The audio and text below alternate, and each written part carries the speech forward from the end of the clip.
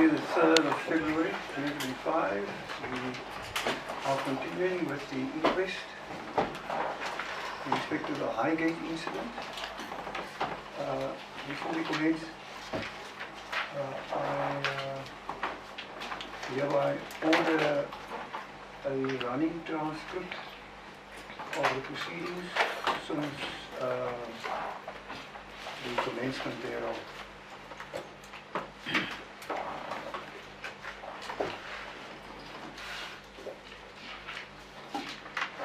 Very well.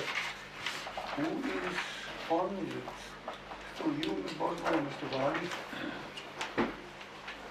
Good morning, my lord. Morning, Ms. Bosman. At this stage, we would like to call Johannes Frederick van Deventer du Plessis.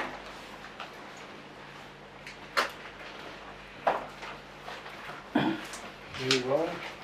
My lord, this is the expert who will be dealing with the photographs and the sketch plan. Very well.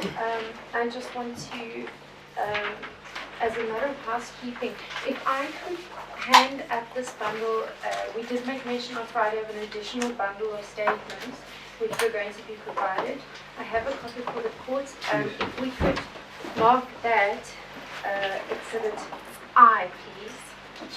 Well.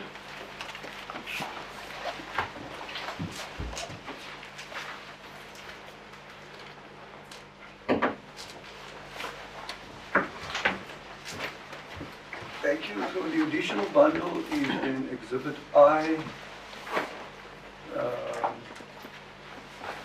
Did I take care of the housekeeping? No, sorry. Not yet? We do continue. Oh, okay.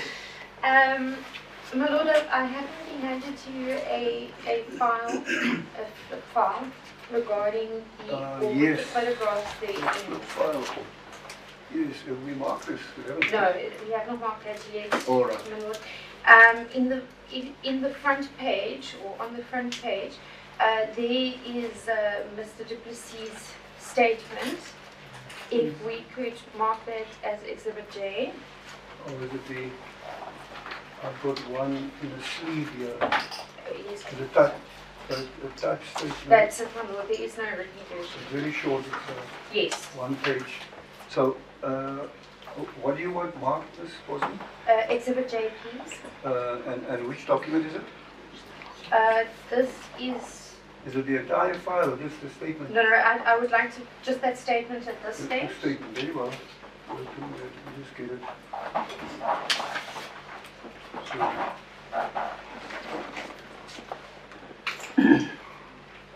yes, so the statement is marked Exhibit J.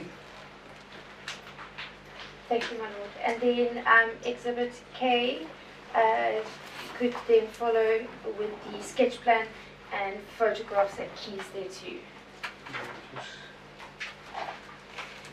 So I'll keep up with you. Sorry, my lord.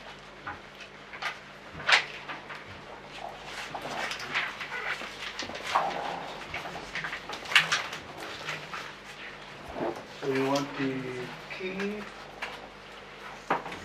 key and the photographs that follow, Yes. or whatever follows after that. I'm not sure if it's just photographs. Yes, please.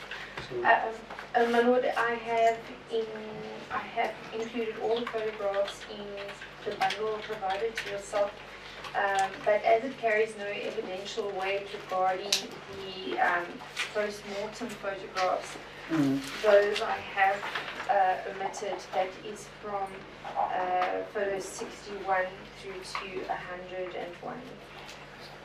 61 to 101. So that's omitted from the exhibit. Yes, Judge. Those are photographs taken during the post-mortems. Very well. 61. Judge, it is in the copy provided to yourself. But yes, but it's excluded from the exhibit though. That's correct. Understand. Yes. Very well. That's exhibit K. Is there anything else that was coming? Not at this stage. All right. So can we proceed with this? Thank you. And look, could I please have an opportunity to hand out this the document with Yes. Exhibit J and Exhibit K. All right. Thank you. So when you read to the witness, that he take the oath. So state your full name to the board, please. Johannes Frederik van Deventer du Plessis? Do you have any objection to taking the oath? No. Do you consider the oath binding on your conscience? Yes. Do you swear that the evidence you will give in front of the court will be the truth, the whole truth, and nothing but the truth? Please raise your right hand and raise your left hand. Ja, meneer Voort. What the business will be? Thank you. Morning, sir. Morning. Whose witness is it? Yours. Oh, Yes, never sure. please. Sorry, my lord.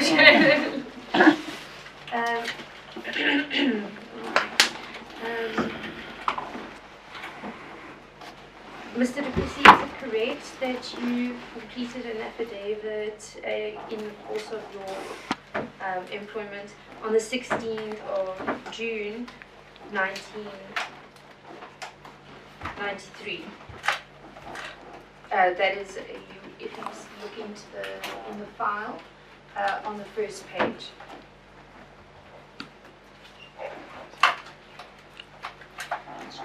Affidavit was the 1st of May. No. The 16th or 16th, that's good, at the bottom. So. Yes, Yeah. Yes, so correct, yes, sir. Yes, it was deposed on the 16th Yes, please. of June 1983 at 8:21. that's Thank correct. All right, so it's talking the same thing. Thank you, my lord. And is that your signature appearing there on? That's correct. Would you, in respect of this matter, or sorry, I apologize, my lord, I first need to proceed. Is it possible for you to please provide us with a background into your experience as a police officer? Yes, I joined the fingerprint department of the local criminal record center the 22nd of August 1986. Oh, sorry, 88.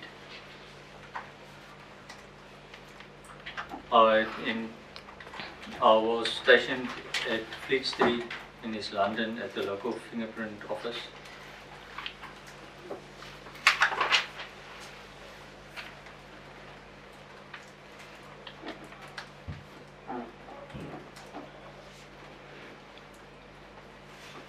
In 1999, I was tasked to open up a full-fledged office in Port Alfred.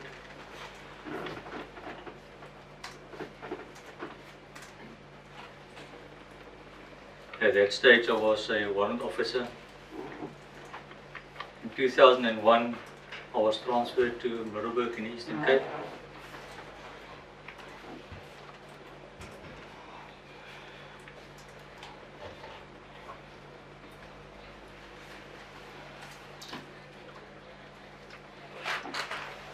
The 1st of March 2009, I was promoted to captain and I became the commander of the fingerprint office in Graafrenet.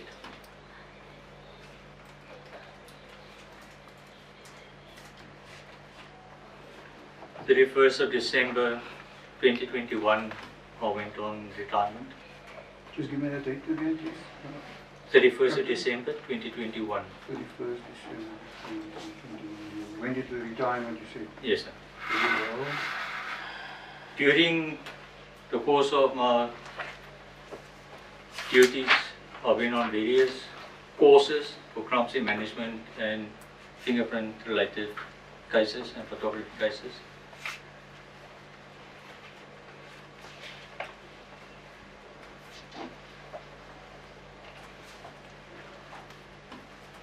I used to be a member of the Canadian Identification Society, which they call the CIS, since 2014, June 28th.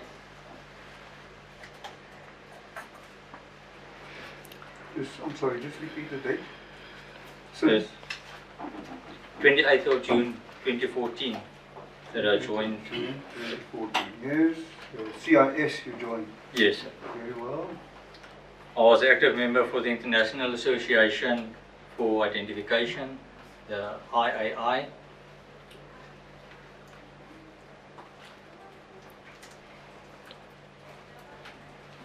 was a active member from the 27th of September 2013.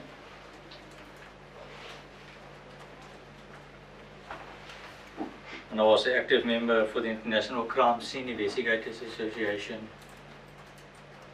since the 6th of June 2014. Just repeat that association's name. International Crime Scene Investigators Association.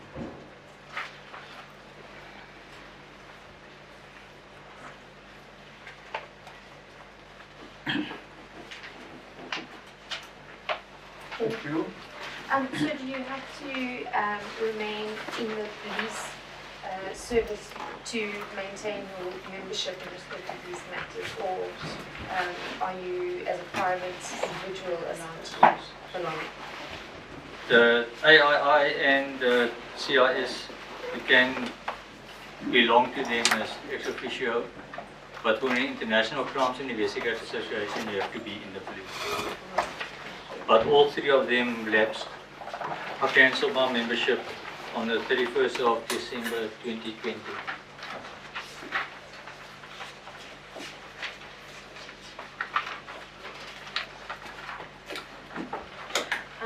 In the matter in which you are dealing with at the moment took place on the 1st of May 1993. Could you please give me a brief background as to your training prior to that? Yes, our crime scene training at that stage was very, compared to now, very poor. There's a lot of things you have to train yourself through your own experience and through your experienced people that your mentors, let's say, at the office. With new technology that we did not have those days. So everything was done manually.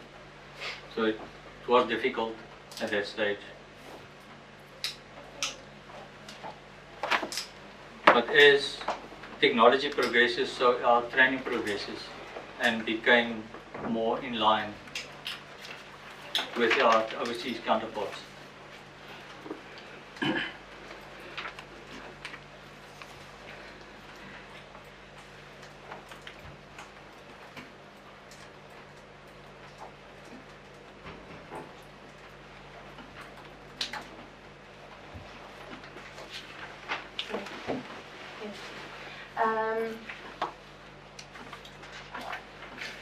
As at 1 May 1993, what was your position in the police?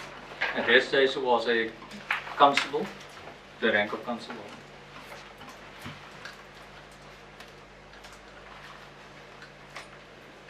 And in which department were you stationed? At the local fingerprint department in East London.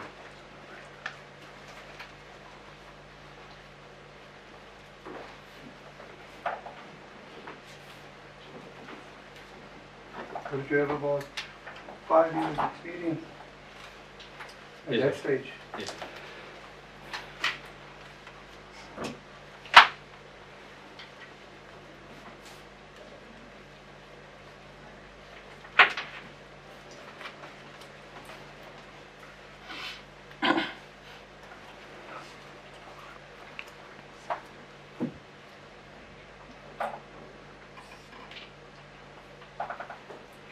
Thank you. How is it that, sorry, I apologize. During that period of time, as a forensic team, how would you work if you were called to a scene? Well, the office was divided into 3 sections at that stage. We had our fingerprint experts that were on standby or call. Then you have the one photographer, and then you have your video operators. At that stage, for that week, starting the Friday morning, I was on place on call for the photography section for the unit. And the photography section also completes the sketch plan, is that correct? That is correct.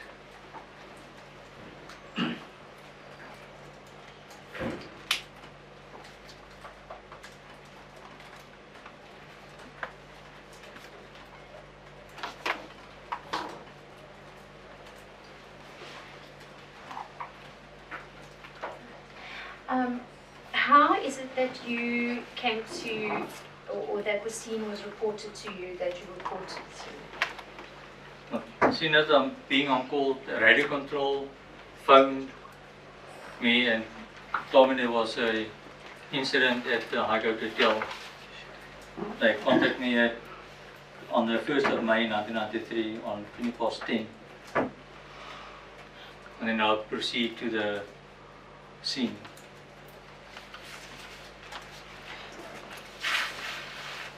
Thank you. The sketch plan and the photographs and the key and the sketch plan that have been provided to you in this exhibit. I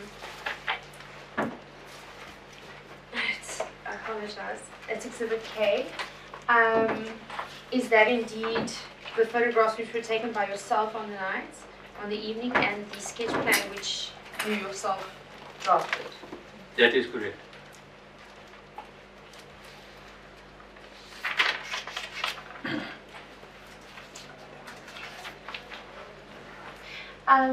Can you please explain to the court, in respect of your role in the forensic department, do you deal with the investigation itself at any stage?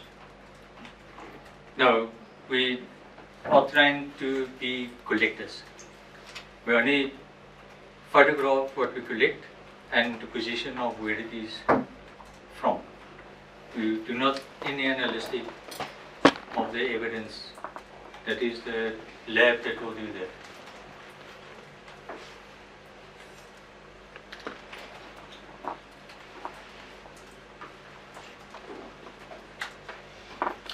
And when you deal with your forensic matters and the collection of the documents and photographs, do you place them in the docket yourself? In what? The photographs. The photographs, we compile our own docket, and all that's been documented on a crime scene get filed in our docket itself.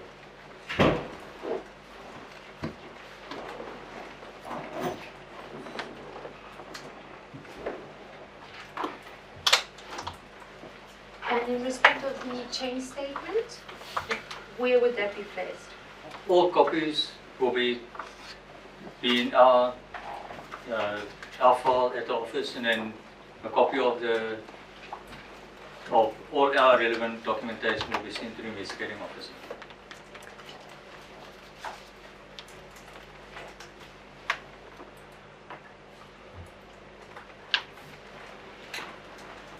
What happens to the original records once you are finished? That get filed in the archive until we get summoned to go to court, and then the docket will be retrieved by the archive clerk. And finished with the court, the docket will be placed back into archive.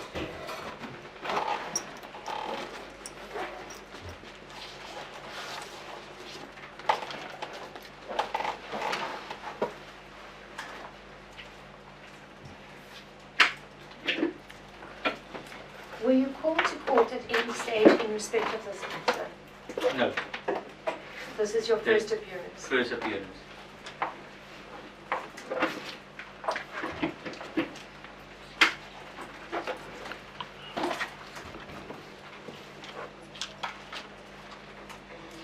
The original docket which you completed, do you know where that is at the moment?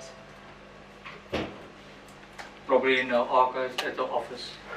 But the office moved 3 times already, so where it was placed in the basement, when I inquired about the docket, there was water damage in the basement, so where the docket could be retrieved, I don't know.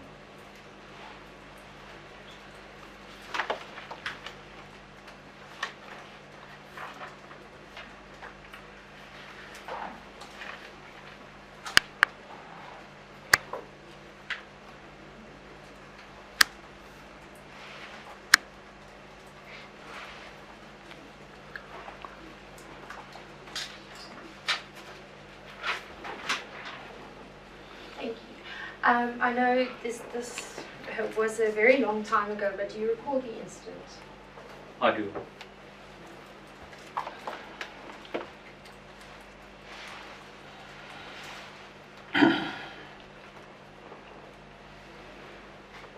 When you attended the scene, were any points pointed out to you by officials or witnesses? Some officials and some witnesses.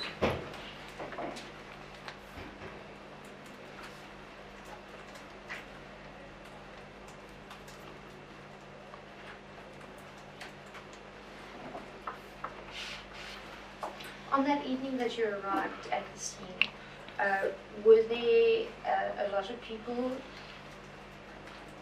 Well, like all big incidents, there were a lot of police officials.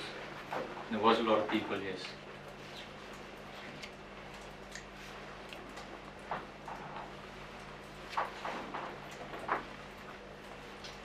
Were medical personnel also on the scene? I presume the word would have been yes.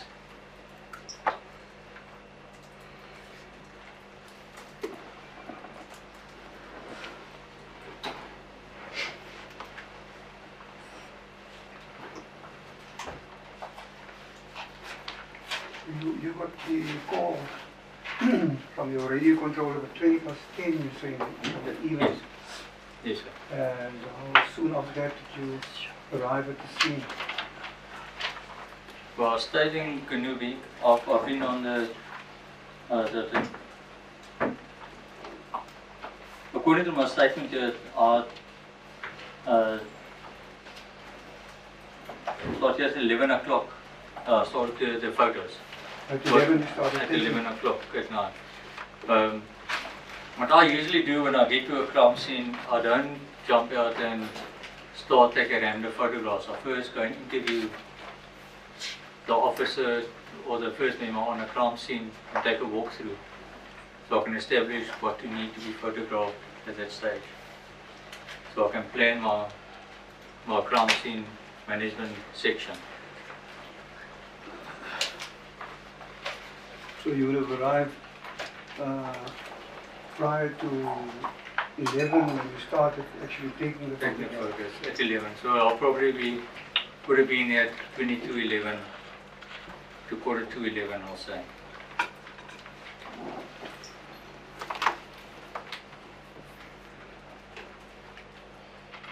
Thank you. Sorry. Would you be able to take us through the photographs step by step as to when you arrived at the scene and how the photographs were taken? Sure.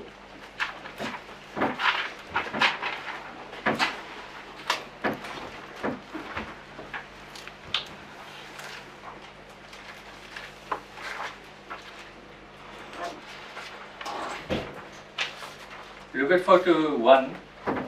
It shows the building with the name Highgate Hotel for the entrance, the front entrance. Is this the entrance into the ladies' bar? Or the entrance where you would enter to get to the ladies' bar? That's correct. Thank you. Photo 2 will show the main door, the close-up of the door to enter. So that's a close-up of the entrance that's shown on photograph number 1. Yes, sir. All right. Thank you. It must take note, we were trained to take far photo and then close-up, far photo and close-up. That's where there will be a lot of semi-duplications on the photographs. At photo number 3, there's a person pointing towards the ground, and then there's a marker point A, where we just do the translation here.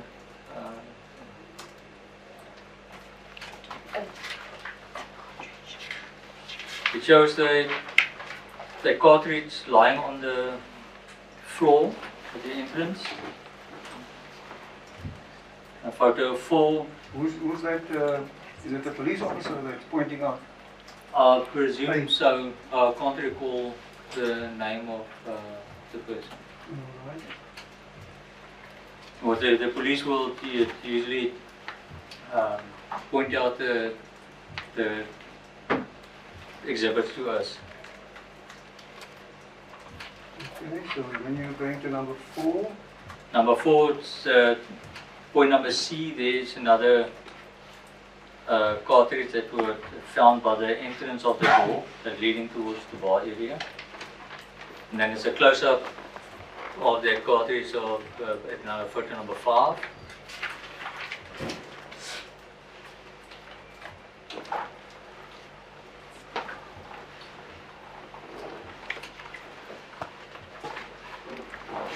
yes. My lord, then photographs 6 through to 15 depicts the deceased where they were located in the ladies' bar. I don't think that the witness will at this stage be able to comment as to who the identity of No. the individuals or Don't know that. But those are scenes in the ladies' bar that That is correct. you photograph. Yes. Very well. Thank you. Photo 16 to 18. 16, 17 and 18 shows that the photo was taken where a witness. Those days with training, we were not allowed to mention names. It's either police official or witness. We're not allowed to. Why? Because that's how we were trained. Oh, in our training. key. No, but in your key. No. You Just talk about say your key, so you won't say that this is the witness. Mr. Van der Merwe.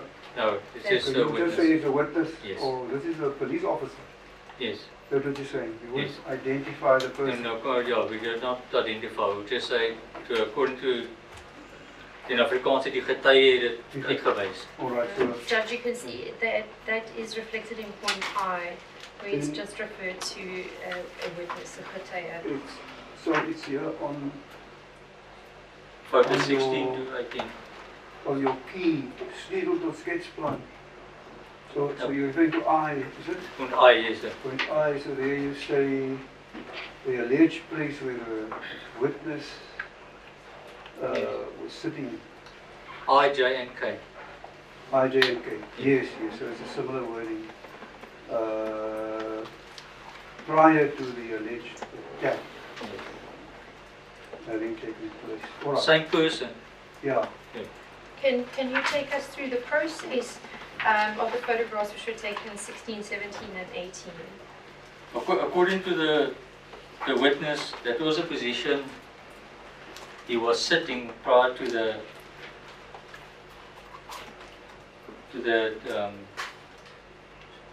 shooting, and that was on 16. That's in the manner that he was sitting. So, so you were speaking to the actual person. To the person, yes. The actual person pointed His actions, what he did when he All right. when he heard. Okay. So So photo 16 is the way he was sitting, or where So is and it- where he was sitting. is this just a police officer that demonstrates or what? Or is this the actual That's witness? the actual witness. This is the actual witness. That the witness. And if you look at photo 16, he's sitting right next to the wall as you enter the bar area.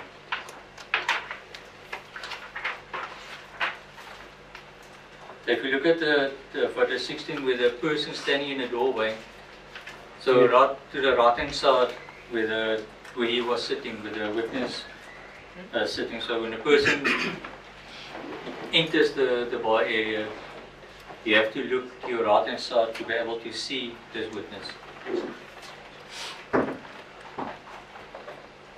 Must you look? I can't see from here. That's on one of the other photographs. Possibly number 19. So that Does it look like it's two swinging doors that open into the bar area from the passage? No, I can't. Judge, it looks as if. No, it's normal open doors. Yeah. I don't think it's swinging doors now. So it's just, I'm not sure, but I don't think it is swinging doors. it's just a normal door, It's normal you say. But the witness would have been sitting behind that door if you come into the entrance. Yes, right by the wall, yes, sir. On photo 16, you see the doors. There's an individual standing in the doorway there. In the doorway, there's an individual standing on the right hand side in the doorway. Yeah. And then it looks like the wall is basically the same width as the door. Yes. And then the witness sat right next to that wall on the right hand, if you enter on the right hand side. But what I'm trying to confirm is, does the door swing to the inside, into the bar area? Yes. All right. So that door would have been open, it Yes. appears. Even when you took the photographs, the door was still open. It was still open. So this witness would have been, let's call it behind the door almost. Yes. If you come in through the entrance, he would have been on your right, Yes. a little bit behind this door that's standing open. That's correct, yes. All right, then I understand. Thank you. And then photo 17 is the manner on Jay, how he jumped or leaped over the bar counter.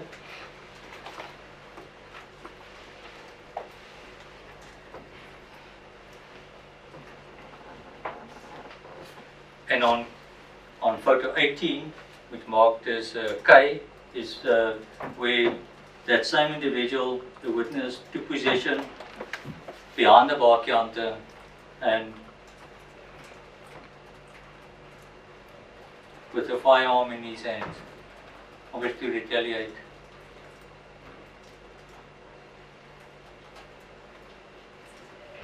So did he still have a firearm with him when you arrived there?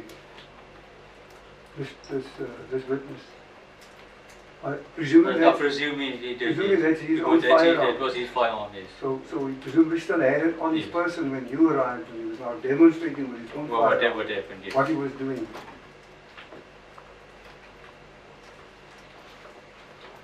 Thank you, Judge. Thank you. Sorry, you beg your pardon, my Lord. At point K, is there any way that you can identify what the weapon is or what the firearm is? So if you look at the firearm, it looks like it can either be a Stampner's 38 Special or 32, the 32 or 8.22. But you cannot be certain. I'm not certain on that, but that would be my assumption. Either 38 Special, Stampner's, or 32, 32 or 22. or 22. Yes, So this is a revolver. a revolver, yes. Revolver.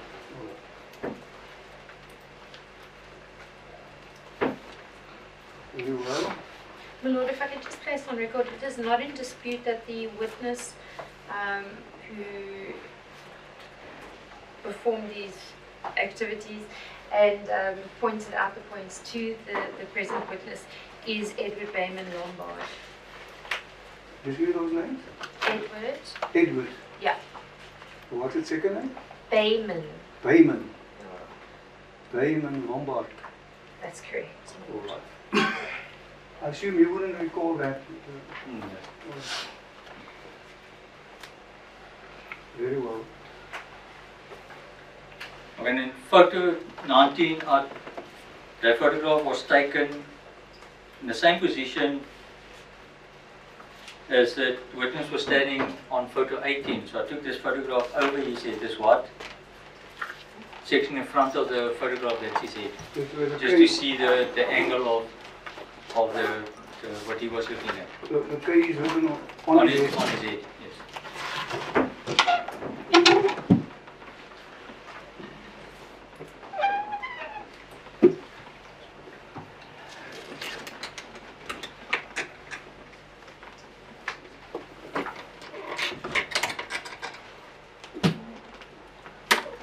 You see, on photo 19, it almost looks like there are two doors. Or they You see? open up. Oh, that's what I'd asked initially, so it's doors that swing open. They open, it's a double door. Double door that Double door opens that, up. that opens up to the inside, into the bar. Into the area. bar, yes. Oh, okay. I understand. But the, Lord, sorry. Mm. These doors stay open. They don't swing open and close as someone walks through them, like in the old Western. No, I don't recall that they are the old Western Yeah. bar doors. No, it's not. Yes, no, I didn't quite expect that. I was just meaning that No, it's just when you open them, they swing open to the inside. to the inside, yes. It's not like a door, you take the handle. No, that's It's correct. open. Yeah. But they don't shut automatically again, so it's No. not like that. All right.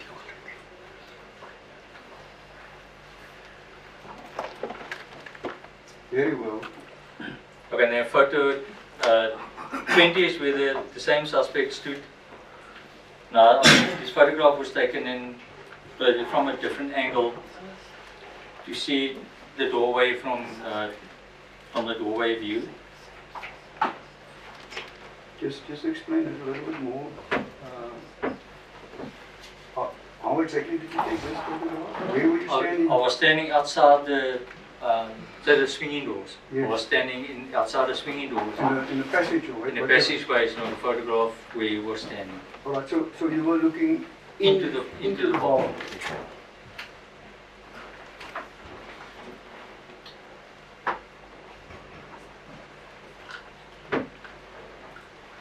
So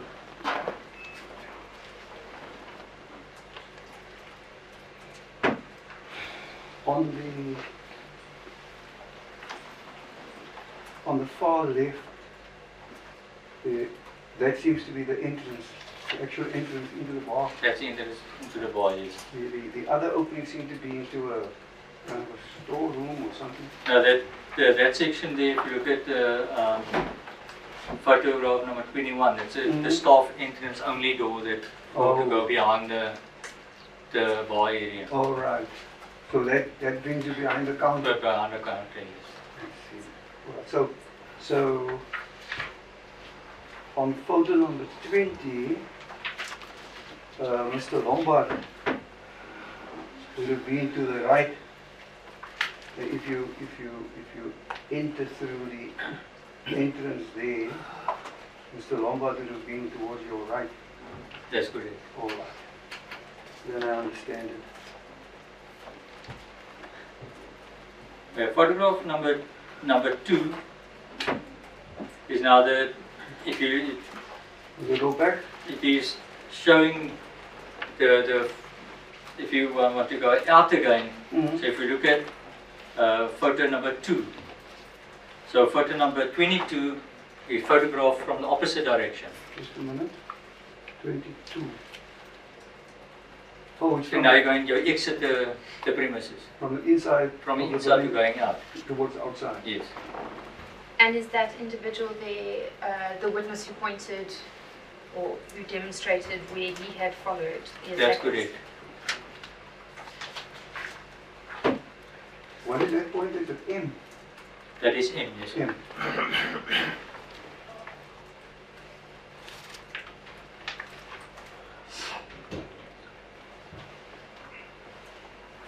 Thank you. Photographs number 23 and 24. What does this depict? Shows the outer perimeter of the premises. Is this the perspective from the main entrance where Mr. Lombard was pointing at point M? Yes. If you, there where Mr. Lombard, if you, I'll use his name as well then, by point A, where he was standing and he looked from his position, if you look to the left, then you will see photograph number 23. To the left, just a minute.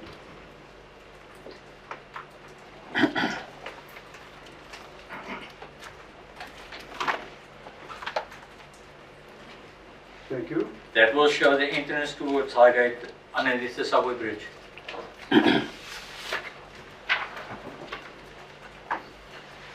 And from that same position, if you look to the right, you will see depicts the area that you will be able to see as on photo 24.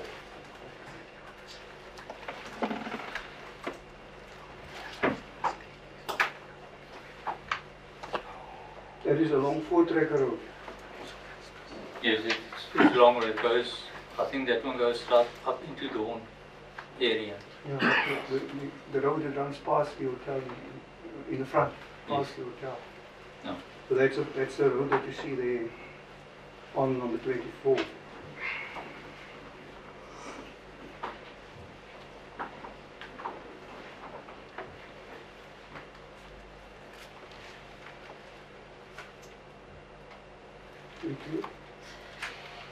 Photographs 24, 25 and 26. Where was this taken in the hotel?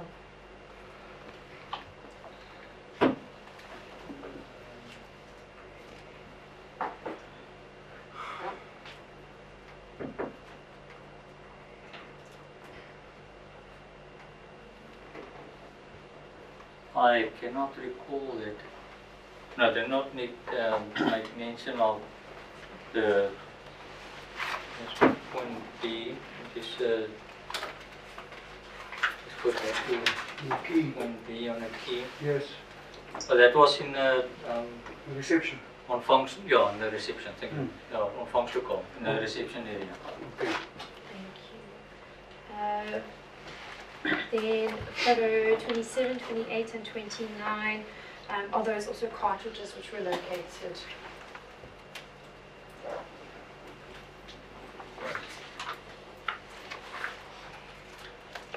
No, that was projectiles that were found close to the ladies' toilet.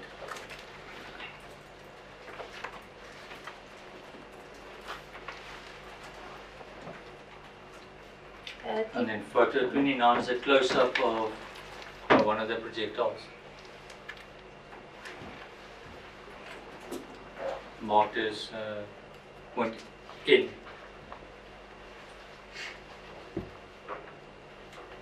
Then paragraphs or photographs 31, 32 and 33, they seem to indicate the entrance to the public or men's bar, is that correct? That is correct, yes. And the items to which that individual is pointing, what are those? That was spin cartridges.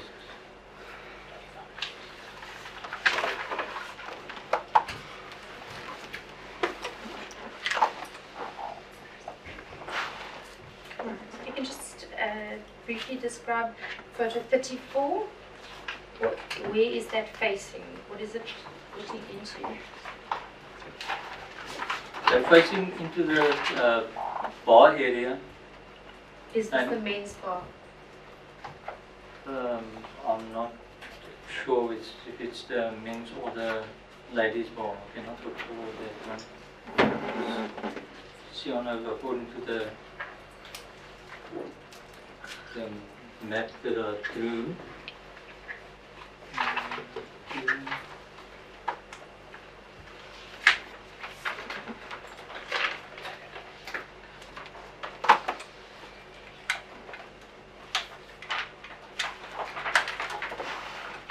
If I could just refer to the sketch plan, Mamush. Yes. We'll see photo 35 clearly depicts where item Q is, and that looks like it's further into the door that is depicted on 34. Item Q. And that is Is under that- public bar. I'm just trying to hold it in. It'll be there close to the, just underneath the window. Which? Yeah, but It's on the left-hand section of the. on the left-hand section of the plan. Oh, it says publieke kroeg. Public Is it that one? yes, Publieke yes. kroeg. Key will be there under that window. Just show That's me. the end of the door. show me. All right, so it's on the southern wall. All right. So that's the Q. All right. What is point Q? I see there are a number of photographs taken of this item. Can you describe what it is? Now, if you,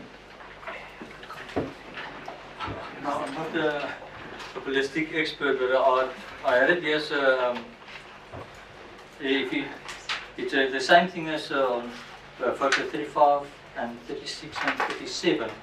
It's the other waveform of the, say the trigger mechanism of a grenade. Not the trigger, the safety plate.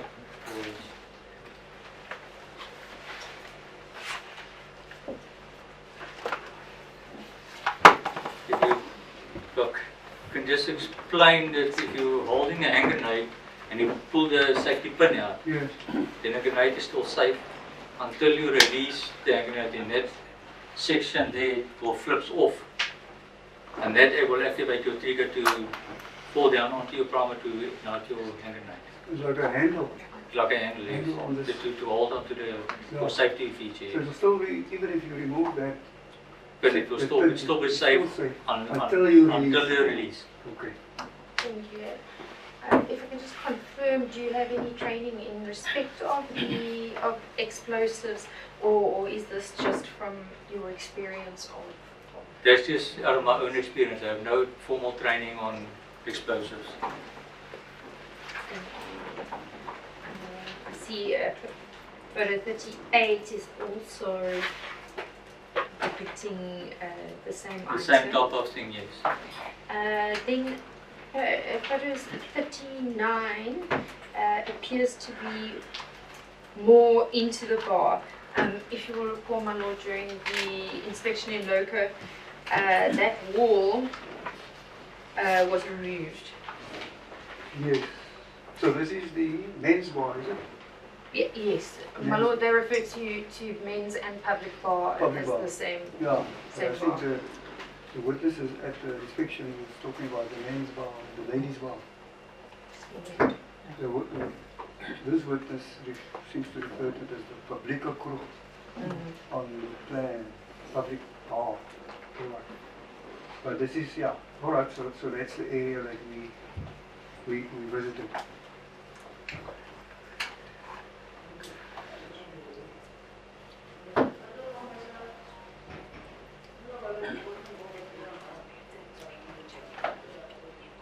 So where were you standing? Were you in the doorway or were you inside the bar? I was inside. 39, inside. Inside, yes.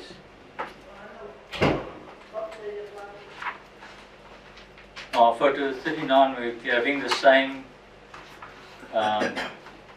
mechanism and a cylinder top. If you look at photo 40, Yes. that is not a hand grenade. That will be a tear gas grenade. Is that now 39 and 40?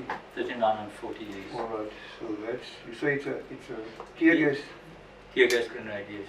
grenade. If it would have been a hand grenade, it would have put the shape and compared to this one, the hand grenade more or less more round than cylinder was. That I know because we use it in the police as well. It's like a pineapple. Oh, yes, the hand grenade looks like a pineapple, yes. Pineapple, alright. My lord, if I can just confirm, photograph 39 and 40 is in fact where Mr. Belling had been seated. He explained that when he was at the inspection in Loco.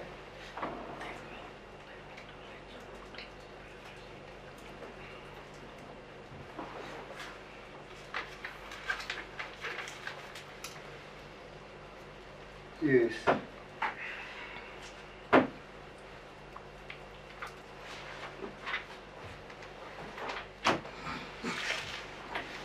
41 is just an overall picture of the bar counter itself, and then just above where the chair is lying upside down on the floor, is where the witness apparently jumped over and is mentioned as point I. Point I. Is that? Where the witness jumped over the counter, Alright. was situated close to that proximity there, in that area. Okay.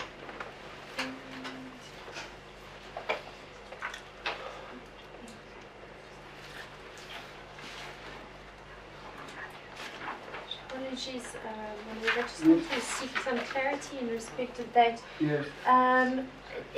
Point I refers to the ladies' bar, which is found in photograph 16. That is when Mr. Lombard jumped over the counter. Yeah. Is it possible that there's an error in respect of? Oh, is it not point? Apologize, my lord. Is it not point T, not point I? Point T is. Could you just explain what point T is there? Oh, alright. So this is not I.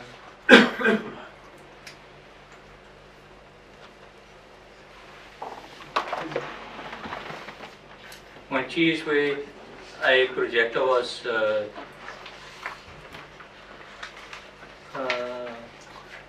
into the front side of the bar counter. I see there's a close-up of that on photograph 42. Yes. Was it lodged in that Inside there. in the No, counter? It's a wooden structure. Yes.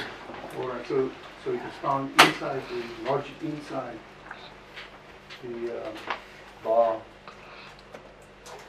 structure.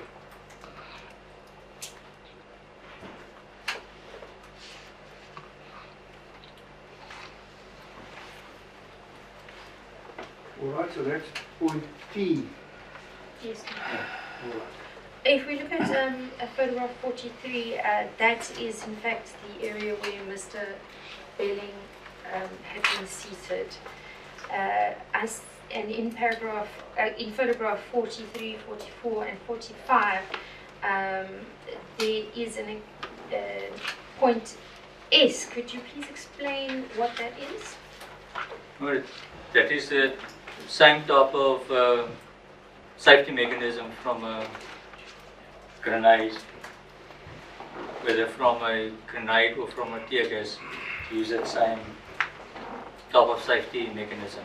Thank you. So you cannot be certain with your training and expertise that they are the same? No. Thank you.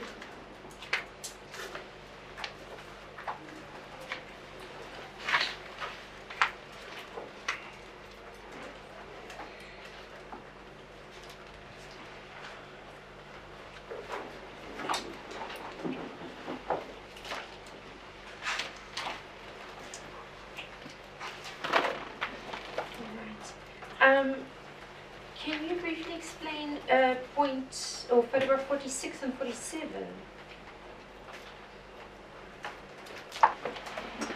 In 46, there's no markings on it, so it's just a overall view of the bar area.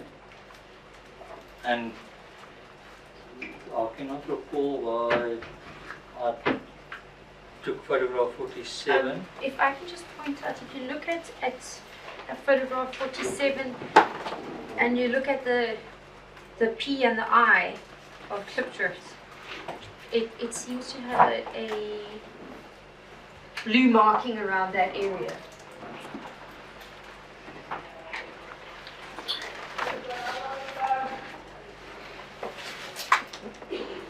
And the description is twin cuts and placards.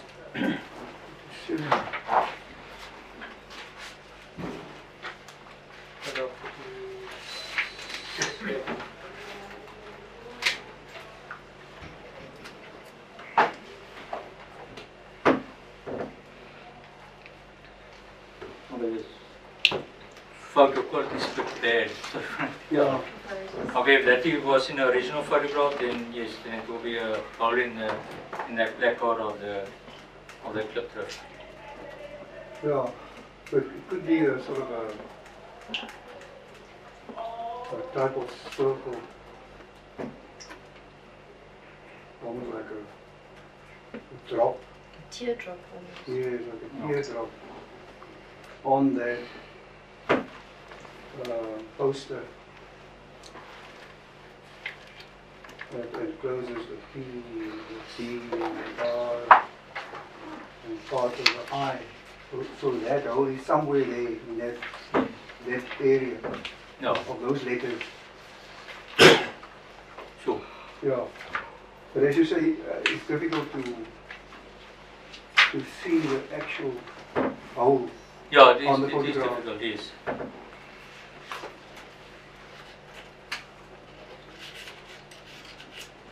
Now, photograph 48 and 49 shows a hole in the towel.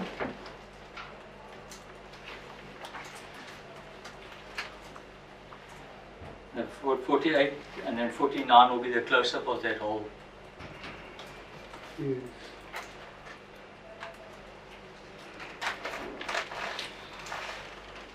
And then photo 50.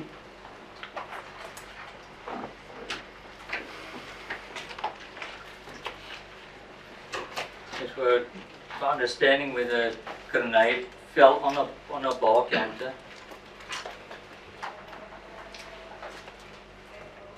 We'll make that mark on there.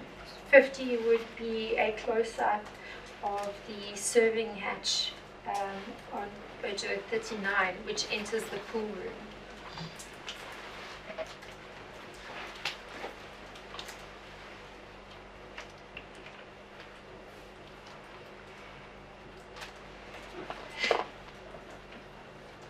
Do you And recall that?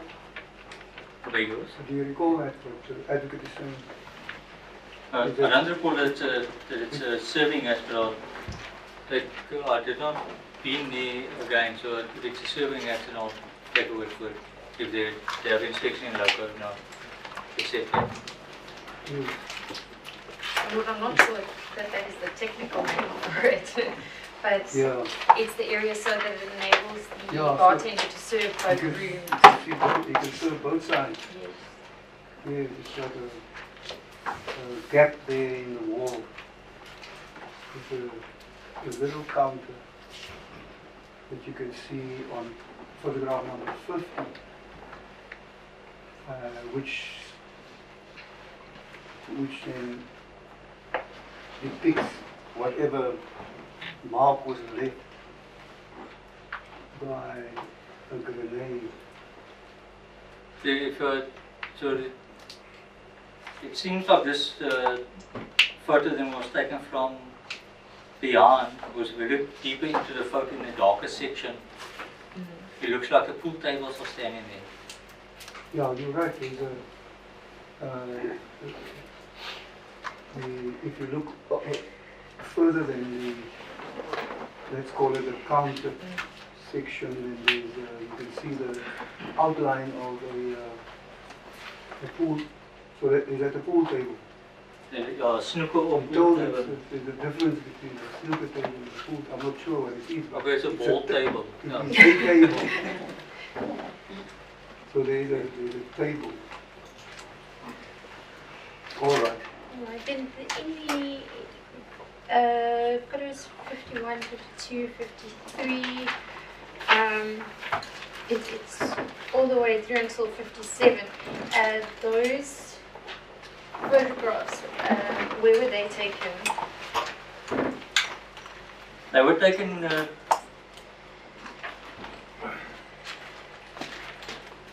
in a bar area where the markings there is on allegedly made from the explosion Is that inside the pool room? inside the pool room. And if you look at photograph number 22, with Park W, underneath the bench, Sorry, you mean 52? 52 years. Okay. And then 53 will be a close-up of the photo of 52.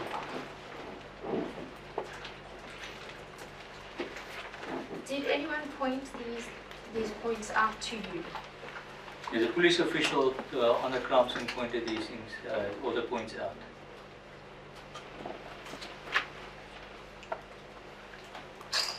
In your field of expertise, are you able to identify what type of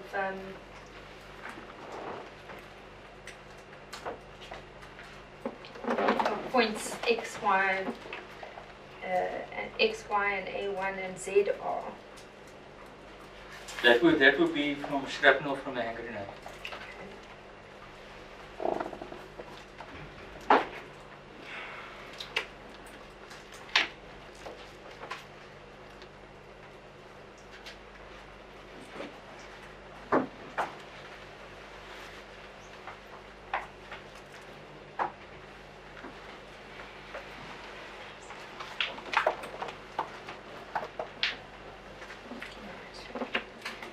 Thank you. We go in further photographs 58 through to 61. Where were these photographs taken? These were on an outside. The tar road is the road going straight past the hotel. My lord, if I could refer to the sketch plan, Yes. could you point out where that photograph was taken? Those photographs, I apologize. Okay, 58 will be taken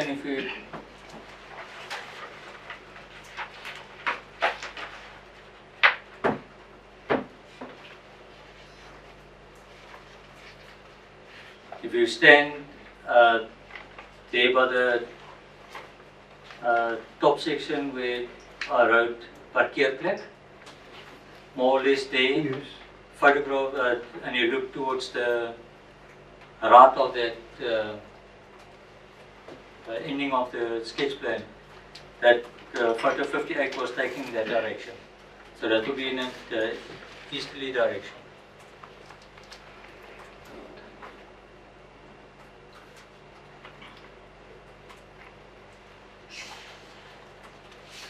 And photo 59 will be taken in westerly, into the westerly direction.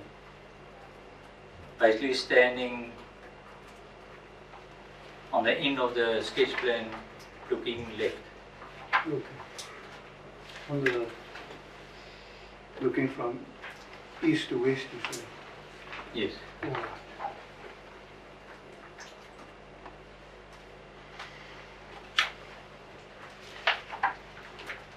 Were you informed what had caused these markings? But I'm not sure what caused the markings, no.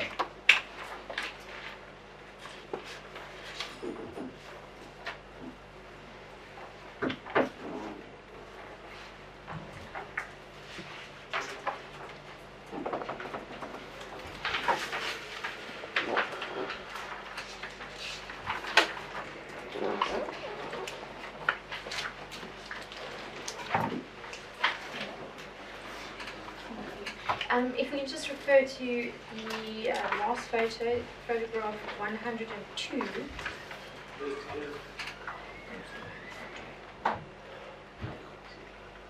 If I can just explain briefly, my lord, the autopsy or the post-mortem reports were from 62 to 101.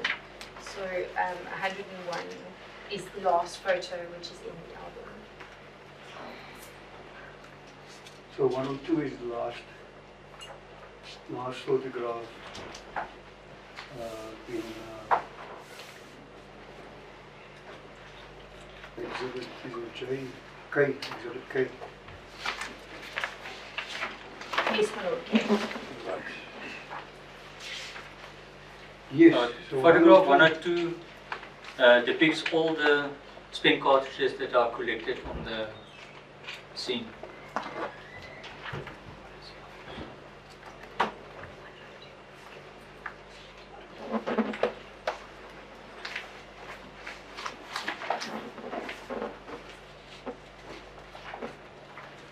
If you count them, No, I can't recall if I count them, Lord. close your eyes. Can you count them now? It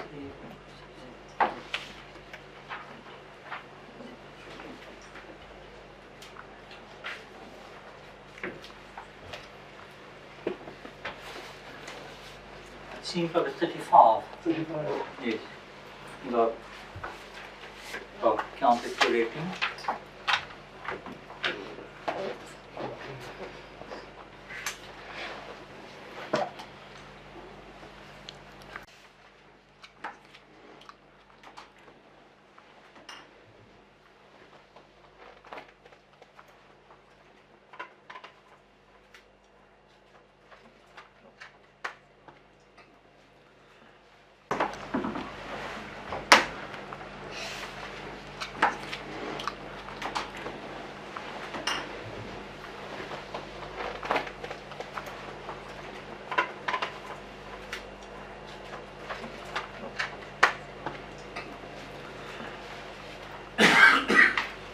Ten.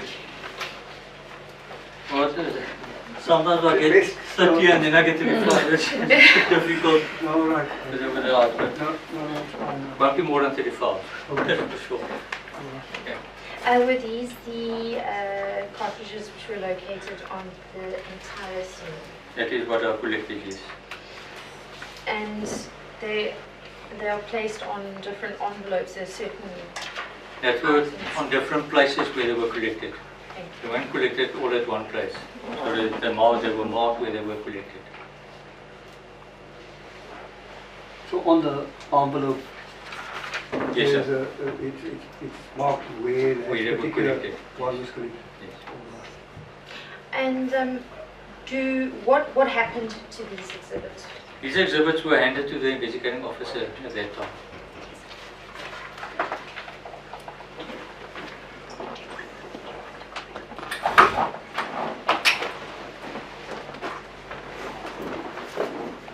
I know we touched on it briefly before, but your chain statement regarding handing over the exhibits, where would that be found?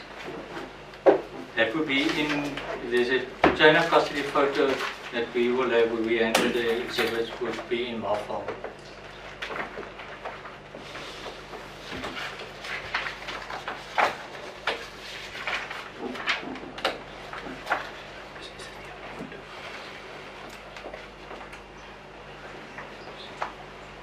Thank you, Ronald. If I can just clarify again, you did indicate that there were 3 individuals in your team. On that date, who were the other 2 individuals?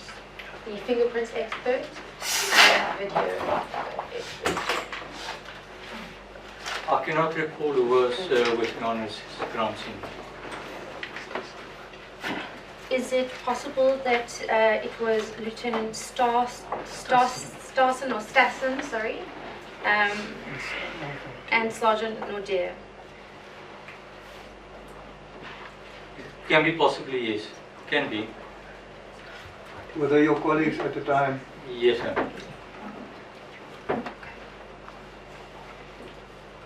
And I know I did call the videographer out as well. That I can recall. Yeah.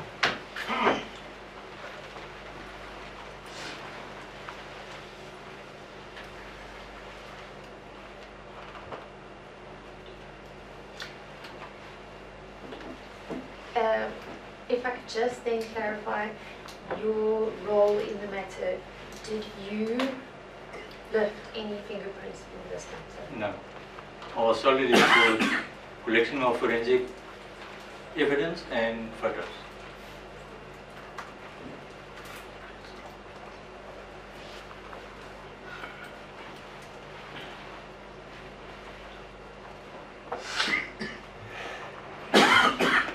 Thank you, Lord. I have no further questions.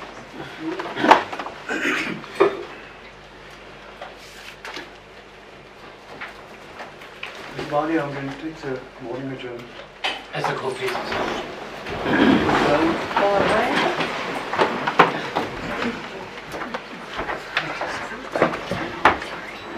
just a small housekeeping matter from our side. Yes. We have an affidavit from another family member.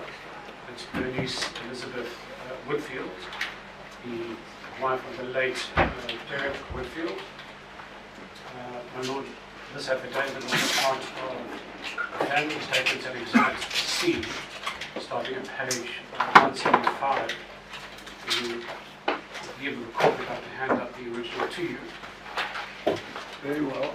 So that will go into Exhibit C. Bundle C. A bundle C. We will call her later in the week. We don't have the exact time. Yes. She is based in East London, so it will be to. Very well. That's noted. Thank you, Mr. Vani. I'll copy it again. Mr. President, just reminding you that we're still in there. Sure. Thank you, Mr. Vani. As the court pleases. Firstly, Mr. Duplessis, thanks for making the trip to East London to assist us, and thanks also for your helpful evidence this morning. We just have a few follow-up questions for purposes of clarification.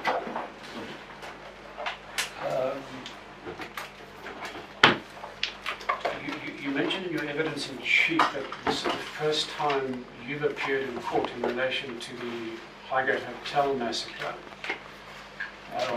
So that was some 32 years ago. Are you somewhat surprised that this is the first time you're appearing in court, given that you were the first crime scene investigator on For this particular case, yes. And so why, can you just elaborate, why are you surprised that you're only in court 32 years later? Well, usually with investigating a crime scene, it doesn't take 32 years to go to court. Investigating officers usually run with the matter and then you get subpoenaed to testify on your findings on the crime scene. And I was never called before town, as like for today. And that would Have you typically, ever had someone experience before? Now, First time that first time that such a long stretch of from the crime scene happened up to court town that it takes so long. 3 decades, 52 years. Very long. Sorry, Mr. Vani. no, thanks for that helpful intervention, my lord. And particularly given that this wasn't a single murder, it was a massacre of 5 persons, multiple people got maimed. So it's quite a significant case. Does that make it even more surprising? It does, yeah. And typically, you would have expected to appear either in a prosecution, or if not a prosecution, then an inquest. I presume so, yes. We'd like to show you some photographs. And my lord, these are photos. We've already handed up F1. Yes. My lord, we need to hand up F2. Yes. I'm just checking with my attorney whether we have sufficient copies.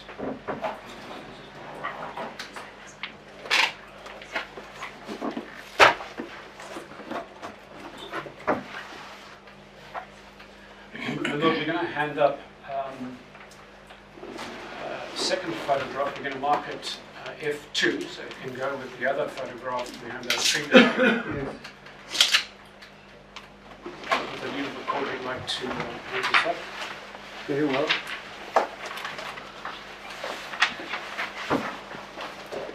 And we'll be showing the witness the photo we'll be showing the witness the very large photos of F1, F2. Yes. And my lord, as with the photograph in F1, this was given to the witness Neville Day-Ling by a Daily Dispatch photographer. We're still trying to locate that photographer, and we'll call him the moment we are able to locate him.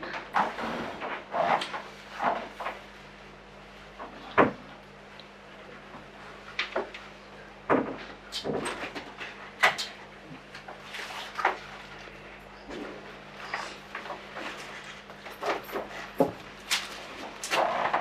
let's start with F1. Can I just confirm that the witness is looking at F1? Yes. Okay. Now, in this photograph, do you recognize any individuals? And I should just add that the information we have, Mr. Duplessis, is this was taken the morning after, so the morning of the 2nd of May 1993. If you recognize any individuals, if you could just indicate to us which one and their name.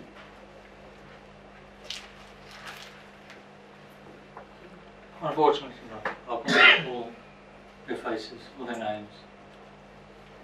Okay. And perhaps we can then turn to photo F2. And you can just indicate anyone you might recognize in that photo.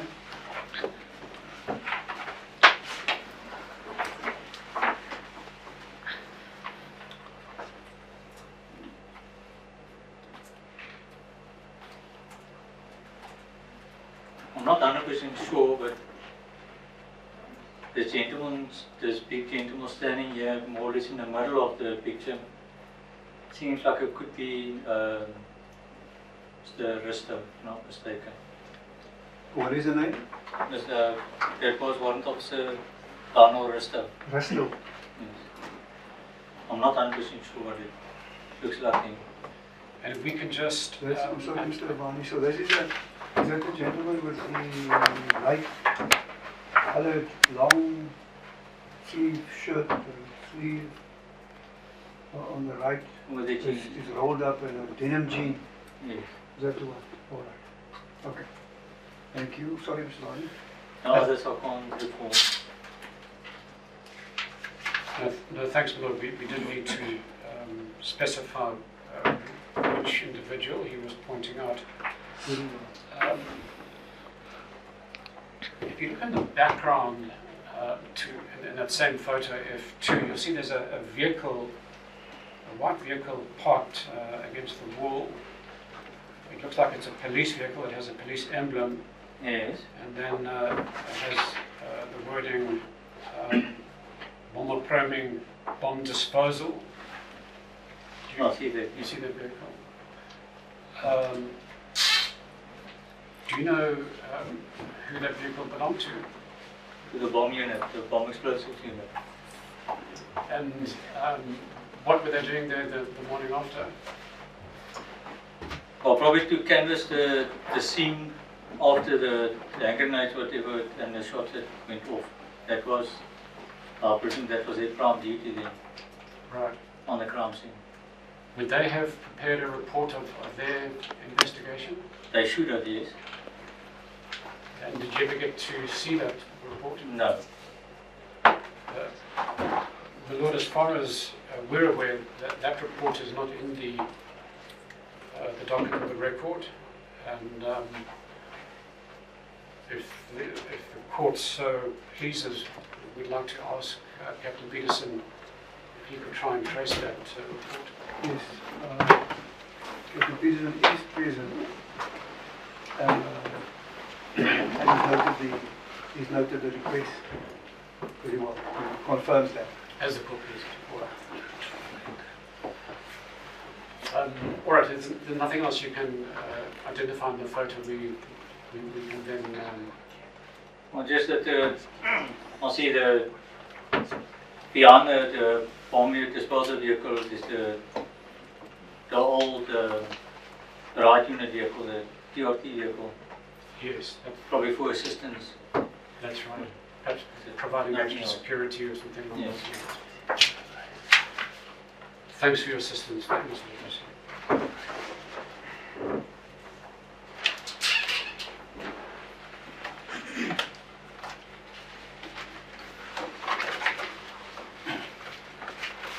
I just wanted to pick up on a few matters that you raised in your evidence in chief this morning. You You mentioned that during the course of your investigation, you would keep your own docket. That's correct. And so you did keep your own docket in relation to this case. And correct me if I'm wrong, you mentioned that that was kept in the archives office in the basement, That's correct. but that this has been moved some 3 times. Are you assuming that it's still with the archives office in East London, your particular docket in relation to this case? No, I don't know. Remember, the office moved from Fleet Street, East London, to the Trustbank building in Oxford Street, and from there they moved to Cambridge. So where that docket is now, I have no idea. Do you agree that it's probably important for this court to have access to that docket? As a member of a civilian now, I won't have access to that docket. No, The members themselves can. No, my question is, do you agree that, given that this is an inquest into the Highgate massacre, that the court should have access to that docket that you had filed in this case? Yes, if they applied for it, yes. So, my Lord, we again wish to make a request that Captain Peterson be directed to trace this docket Yes, and to bring it to court. we once again, Captain Peterson still here, and he confirms that he's noted. As the court pleases, we can take it. Thank you.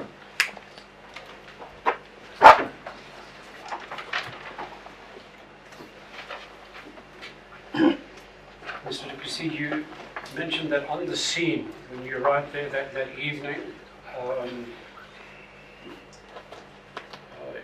you pointed out that you don't just rush in and start taking photographs and collecting items. You first do a walkthrough, and that police officials and witnesses assist you by pointing out various things. Do you recall which police officials assisted you in that pointing out?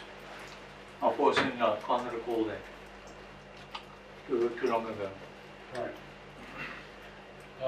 Would Can I just say, Lord, that is unfortunately one of the sections that were improved from then up to now.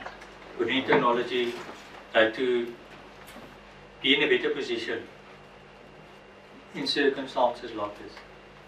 So you can actually make more note.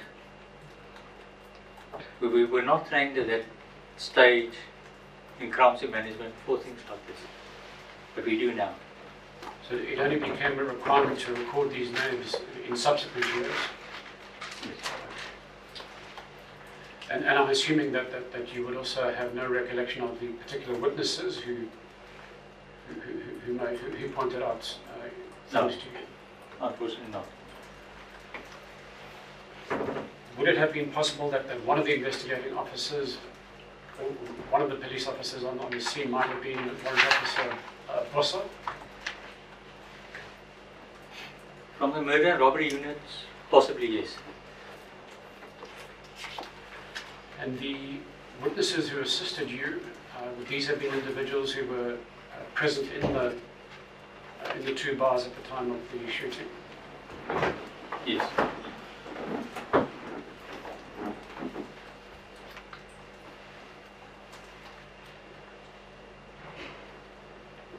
And I'd now like to take you back to your photo album. You still have a copy with you. And if I could direct you to, I believe it's photo 20.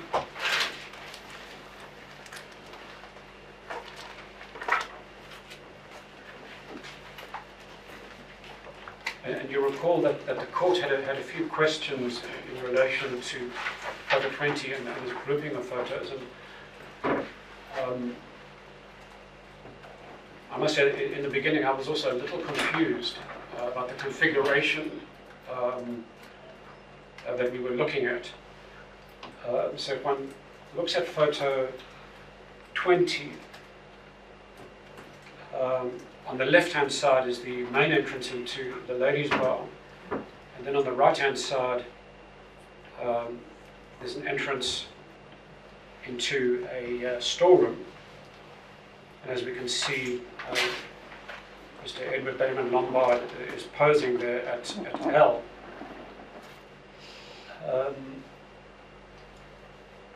Do you know whether that staff door into the storeroom or kitchen or whatever it might have been was closed or open at the time of the incident? I cannot recall that. No.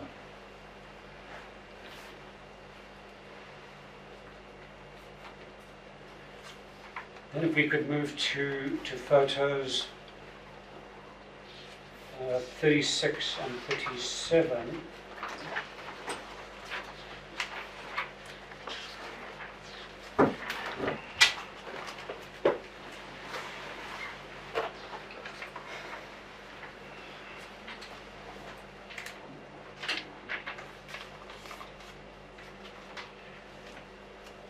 In your evidence in chief, you described these as a trigger mechanism of a grenade. Do I recall correctly? Photos 36 and 37, which are... No, the safety lever, yes. Safety lever. No. Okay. Do both pictures represent the same item, Q?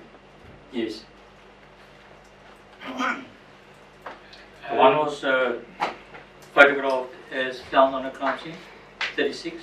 Yes. And then 37 was turned around so I can photograph the numbering on the actual item. I see. Okay, that's helpful. Thank you. Do you know whether this was the lever for the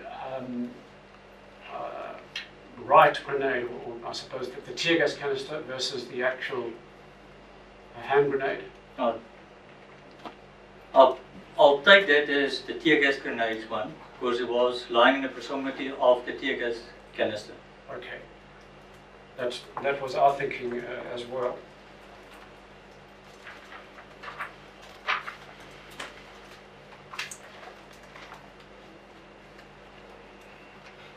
And then if we could move to photos 48 and 49.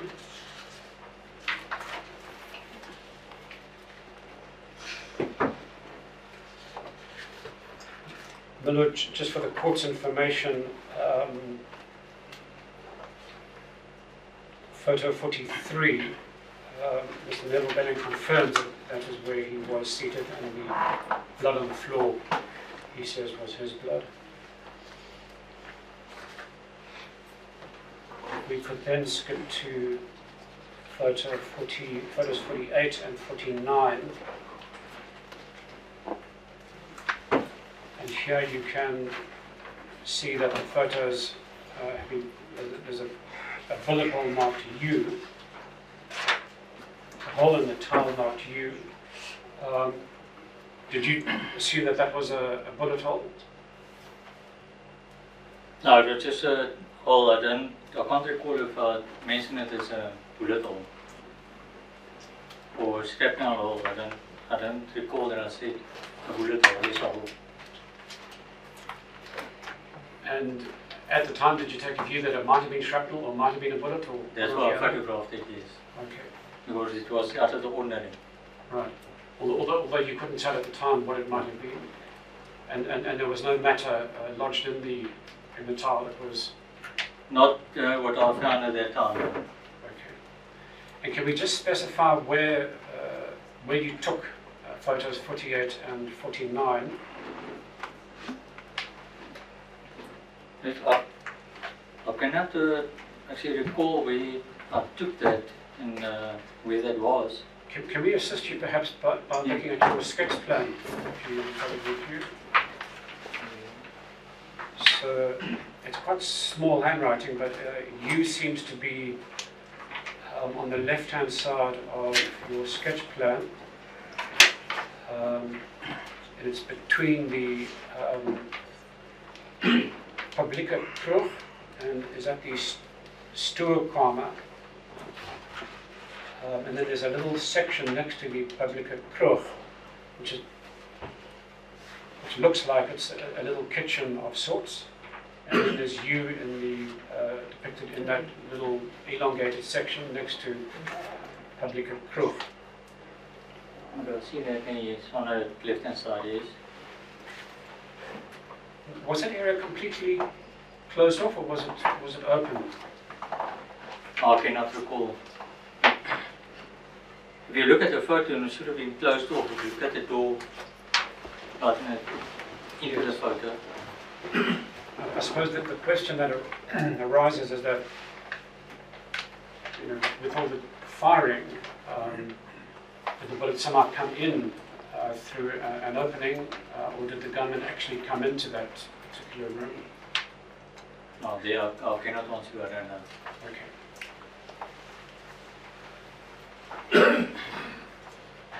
So that mark is on the side of the passage between publieke kroeg and stoorkamer.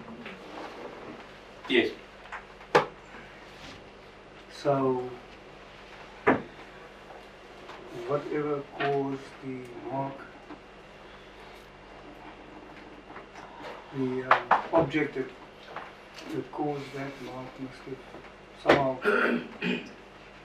come from the direction of the passage, or the entrance there or the passage at the back there. If I look at 49, Yes. and you look at the close-up of that hole, Yes, it looks like an exit. or exit. The way it's broken out. So you mean it could have come from From- publieke kroeg as well? From the kroeg as well, yes. Okay. So you would think more likely from the kroeg, because It has been penetrated through, yes. because of the nature of the Of the hole here on Yes. on photograph number 49. yes, You would say it's more than likely more like an an exit, yes.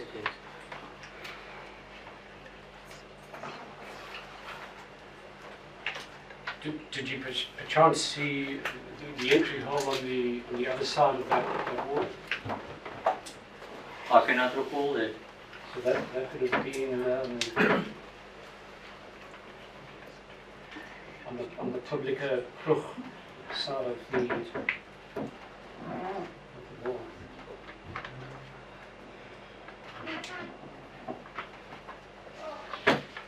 All right, let's turn to the next page that we sort of see photograph 50. And you mentioned in your evidence that at point V was a lot of white powder seemingly sitting on the bar counter or serving hatch.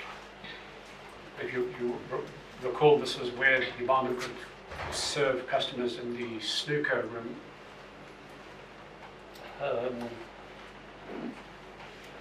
Incidentally, my lord, I think we can call it a snooker room. I have some experience with snooker tables and pool tables, and the big ones, as depicted in 51, are snooker tables. The smaller ones are pool tables, and typically those balls have numbers on them, whereas the snooker table, they're just plain coloured balls. I see Mr. Kaufman is also objecting, so I think you're right. Well, if Africa Kaufman agrees, then I think we're clear about this. Yes.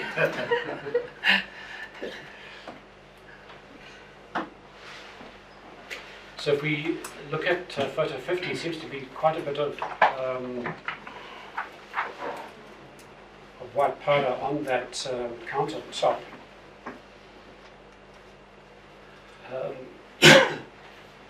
Would I be correct in saying that that white powder came from the tear gas canister? No, I don't know. You credit or not? Okay. I don't know.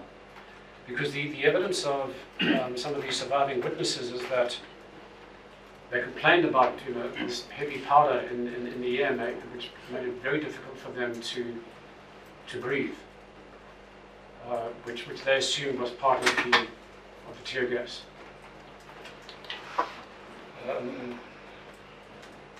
But it does seem odd that a lot of it has collected on top of that particular wooden counter. Did you perchance see any other white powder at the scene? No.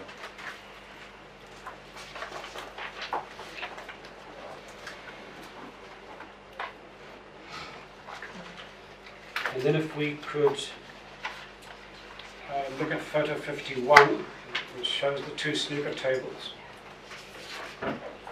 Am I correct in saying that the X and Y points depicted on the walls, I think you mentioned those were shrapnel marks? Yes.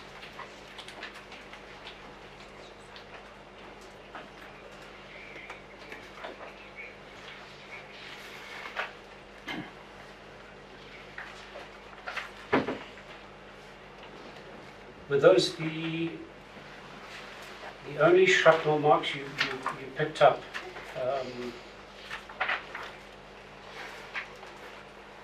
Besides the very obvious hole that is depicted in photos 52 and 53 and the damage around it, were X and Y the only, I suppose, removed areas where shrapnel was discovered? I cannot recall, but to be depicted here, this, and it is. Okay.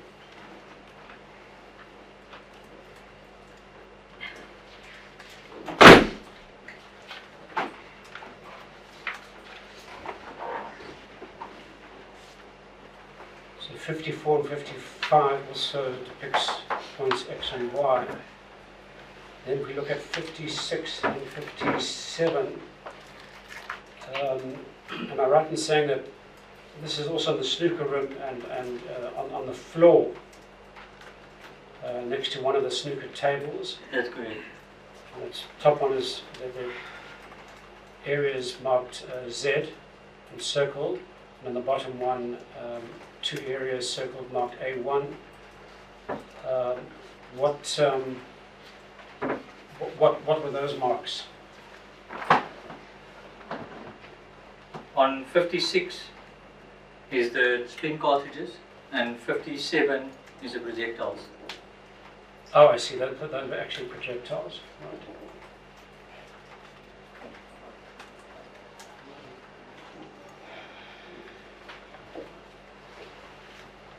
And then if we go to 59, and now we're outside the Lord, we're on the outside perimeter, looking at the pavement. And Mr. Du Plessis, you've marked off A2 and A3, and then close-up photos in 60 and 61. At the time, what did you think those markings might be? At that time, it was suggested that there could have been bullet holes, and that we had to remove them to see if there's any projectiles in there. That's what they were photographed specifically. Were any projectiles removed or discovered in that vicinity? I don't know. I did not do that.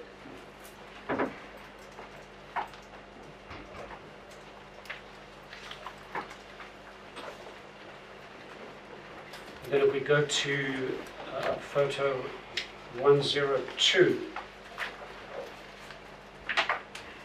and Mr. Du Plessis, that depicts the spent cartridges that were collected at the scene. And you mentioned in your evidence in chief that they were placed on envelopes depending on the locations where they were found. That's correct. And what's interesting is that except for two of the envelopes, all the others only have one spent cartridge. But on the right hand side, third from the top, that envelope has the most cartridges, and then bottom left, there are 4 cartridges on that one. Could you indicate where you discovered the most cartridges, and then the second most. So top, right hand top, third from the top. What location were those spent cartridges found from? I cannot recall, and I can't read where they were collected. No, I cannot recall where they were collected. Would the locations have been recorded somewhere in some report? Yes, if you look at the right bottom one where there's one cartridge on the envelope, Yes. there's a picture of the bar counter and then a description from where it was found. So each envelope will have a picturette on the area where it was found, and then a description of the amount and who collected it. Right. Lord, it's quite difficult to make that out in the photo, but I think we can accept what Mr. Duplessis is saying. Yes, it seemed to be a sketch Yes, in the shape of wherever two it's been parallel found. lines, almost in the shape of a bar, as you said, That's bar correct. counter. Yes. And the other one on the left on top, in the full container.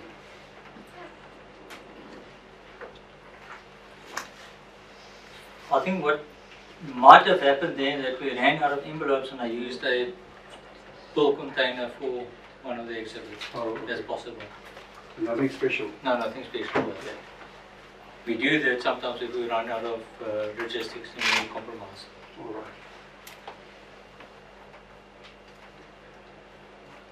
So these locations would have been recorded in a report. As It far should as have, you yes. know. Which report would that have been? This would have been, because I handed it over to the initial investigating officer, it should have been recorded in there with their log. Okay. Because we may have missed it, but we don't see a report which sets out the locations of where the cartridges were found. And we would like to refer the witness to the report of Warrant Officer VJ van der Merwe of the Ballistics Unit at Exhibit D, at page 72. And we're just going to give the witness a copy Yes. of that report. We'll wait for your lordship to find your own copy. Exhibit D, 72. page 72. We're going to focus particularly on paragraph 5 and the sub-paragraphs.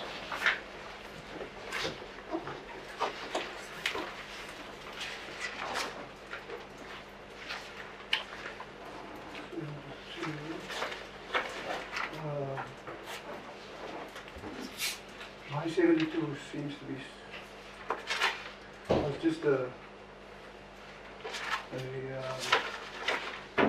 commission of oaths seem to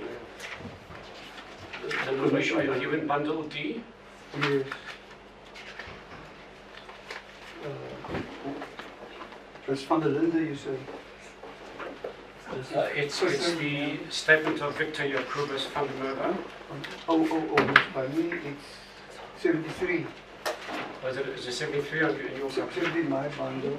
Okay. It's 820. It is age 20, that's correct. Okay.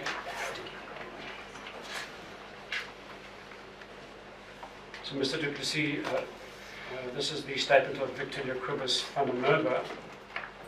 He was a warrant officer in the SAP connected to the ballistics unit of the forensics lab. He states in the statement that on the 3rd of May and the 4th of May, he attended at the Highgate Hotel.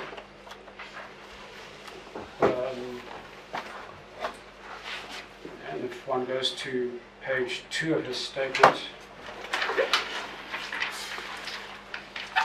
paragraph 5, he says that on the 14th of June, he received a package containing various items of evidence, and these are all set out in subparagraphs 5.1 all the way down to 5.11. But the one that we're interested in for the moment is what he lists at 5.3. And he says CIS en 50 7.62 times 39mm caliber gevuurde toppies. Translated we would 56 7.62 times 39mm caliber spent cartridges. So, firstly, he seems to have more spent cartridges than what we discovered at the scene. I think you counted in the region of between 30 and 35. And he said in his statement that in the package he received, this was sometime later, on the 14th of June 1993, there were 56 spent cartridges. What might explain the increase in number of cartridges from what you have collected? No, but what we collect on a crime scene Yes. is what we collect. Right. What they collect, they collect. We don't put everything together. I see. We are the post office for what we are collecting, and what the detectives afterwards collect, they deal with the exhibits. So what we collect and we hand it to them, and what they collect, they have themselves. They don't give it back to us. So to be clear, we don't have the exact number. Maybe my team can count up and give me the exact number. But let's just call it 30 or 35 for the moment. That's depicted in photo 102. Are you saying that the cartridges you collected are not part of the 56 mentioned in this statement? No, that's not what I'm saying. The 30 that are collected is photographed with my crime scene. Yes. If they go back an hour, 2 hours, or the next day and they collect more, that's there. I see. But they will send the whole batch at once to forensic to be analyzed. So that where it can be, if I collect 30, the forensics can, at the end of the day, have 100 exhibits to analyze. Okay. So what you are saying is that what you collected is part of this batch, Yes. but it seems as if my team are saying plus minus 30. So it seems like they found another 16 in subsequent visits to the scene. So is that 30 now? According to the photo? Or 26, yeah. Yeah, Mr. Vani's colleagues also made a count. So they seem to find 30 on that. 30. Photos 102. That's fine. Yeah. And my team has pointed out my arithmetic is wrong, which explains why I'm in law. Of course, if you're right. They didn't find an extra 16, they would have found an extra approximately 26 spent cartridges. Yes, I think the NPA representatives sigh of relief. They were just worried there for a moment. Missing a big lead in this case. All right. Well, then we're all on the same page, Mr. Vani. Thank you.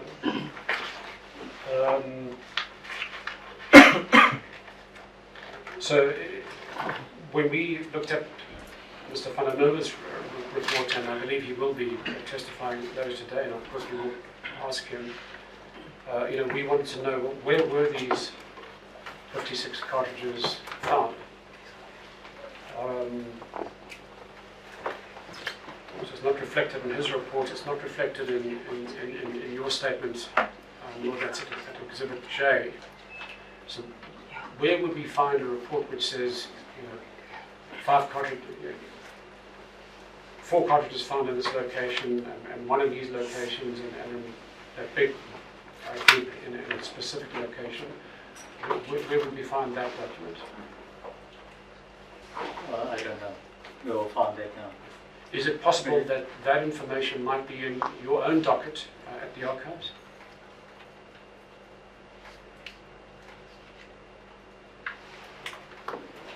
possible, but I can't recall that now. Because these were given to the investigating officer. Okay. I know the court that I have is the photos of where those were lying on the crime scene. But at least the ones that you found, about 30, each one of them would be accounted for in terms of where it was found. Yes.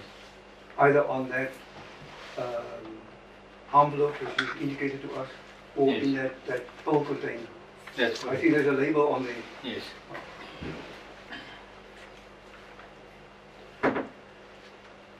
So,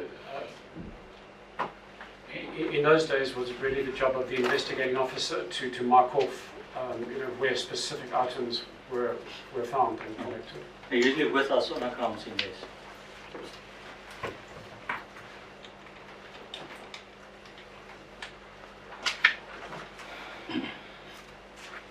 So, at the time, am I correct in saying that you were a constable? Yes. Okay. And at that crime scene, were there any senior LCRC members present? Yes. But on big cases like, extraordinary big cases like this, my duty officer will be contacted, will be with me on a crime scene. And then they will dispatch the fingerprint expert as well to go. And the fingerprint expert, like I said, was Lieutenant Stassen, he's a senior officer Yes. at that stage. We're hoping to trace him and have him appear before the court. So you mentioned your senior station officer was present, The duty officer, yes. the duty officer, Yes. and who was that? I can't recall that. No, I don't know. Would he have made out a statement either in the main docket or your docket? The duty officer usually submit a provincial report to the commissioner And that of would, all big incidences, yes. right. And that Now, would where be, that could be filed, I don't know. okay. Typically, it wouldn't be Not in my docket, In no. the docket. No.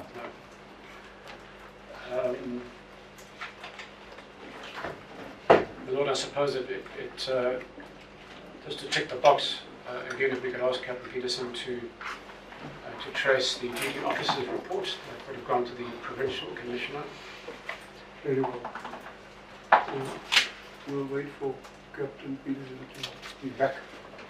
He might have just excused himself. And if you could also identify the duty officer who was on the scene.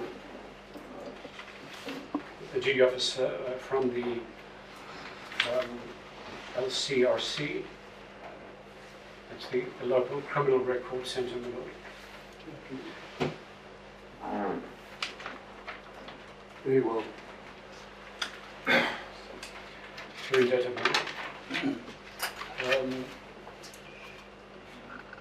so you mentioned in your evidence in chief that Lieutenant Stassen and others were involved in investigating for fingerprints, and we know that that happened from C6 in the diary, which we don't have to go to. But fingerprints were not your department. No, they're not mentioned Stassen in my evidence in chief. They got mentioned by the prosecutor. Just acknowledged that it could have been him. I beg your pardon. While you were on the scene, did you see fingerprint officers working? No. Can't recall that because we do in different sections. So if I'm the photographer, then I solely concentrate on photographing the crime scene and look for forensic evidential value exhibits. Right. But would I be correct in saying that you would Could have been have, there. you would have assumed that No. other forensic investigators would be there taking care of fingerprints? Yes. Do they take photographs of the location where they left fingerprints? Only lately. Those days we never took photographs of where we found fingerprints. Did you know Lieutenant Stassen at the time? Yes, I worked under him. Oh, you work under him? Yes. Okay. And the fingerprint section fell under him as well? No. He was part of the operational commander. Fingerprint section, photography, everything falls under him. We do not have a commander per se just for fingerprints. Okay. So he really was in charge of the full breadth of forensic? No, the commander was still above him again. He was section commander, if you want to call it that. I see. He was one of the officers in the office. Do you remember the name of the commander controlling everything? I think at that stage it was either Ruben Botha or Connie Knudsen, either one of those two. Right. So Lieutenant Stassen would have been in the section below one of them, Yes. and then you would have fallen. What was your particular section called? We no, we weren't per se as a section. We were divided into working groups. Every week you'll get your 3 fingerprint experts that will do fingerprint cases. Then you'll have one person that will go out as a photographer for the whole area. And then you'll have the videographer. That's the sections that are working in the office. So if you work for photography, you're the only photographer for the whole week, from Friday to Friday morning. And the same with the fingerprints. But if you need fingerprints to be taken, the fingerprint people, the experts will go to the cases. And we will photograph the crime scenes. Right. And look for forensics and doing the plans, the draft plans. So in that week. And then it changed after the next week, then the next group will go. Okay.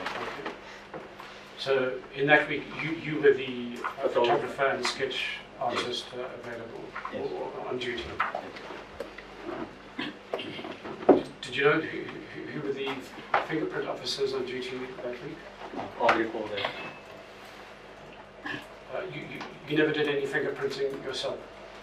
Not on the crime scene, no. Not on the crime scene? No. But would you have done fingerprinting?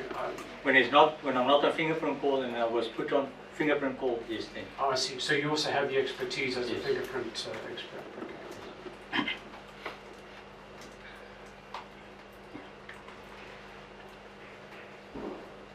So in fact, we did look for a fingerprint report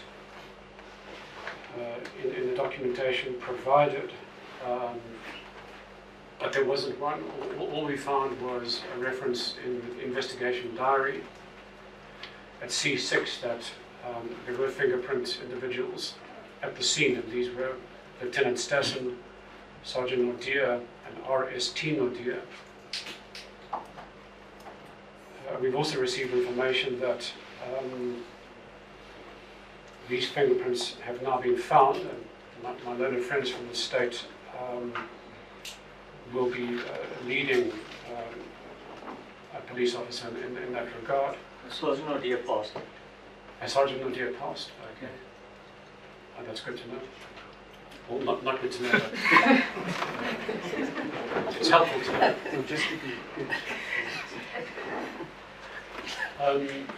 Would you be surprised to hear that the fingerprint reports were not in the docket? No, it won't be in my docket. No, I'm not talking about your docket, I'm talking about the investigating officer's docket. No, they won't get a report in the investigating docket. Where would they be? Draw that off the system. We don't, the investigating officer don't get the report from us to file in the docket. In the time of 1993, we worked on a CR number, I think. Yes, a CR number, so that no reports will be generated. Even now, they don't get a report for the docket. They'll have to make an entry in the SB5 on its own. So, in fact, there is reference to a fingerprint report in the investigation diary. Yes. My lord, this is C30 in the investigation diary, which is Exhibit E. And actually, we do have a spare copy, so we'll show it to the witness. Yeah.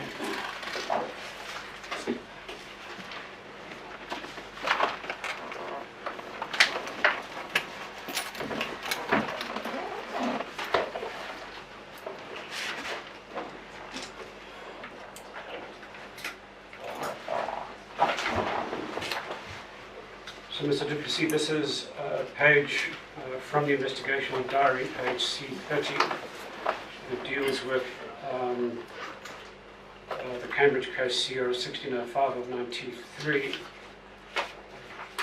And then if you go down to the middle of the page, there's an entry by Captain Schwartz at 14:30. Looks like it was entered on the 6th of May of 93. And then that last sentence, Local Criminal Record Centre FP report filed as per B2.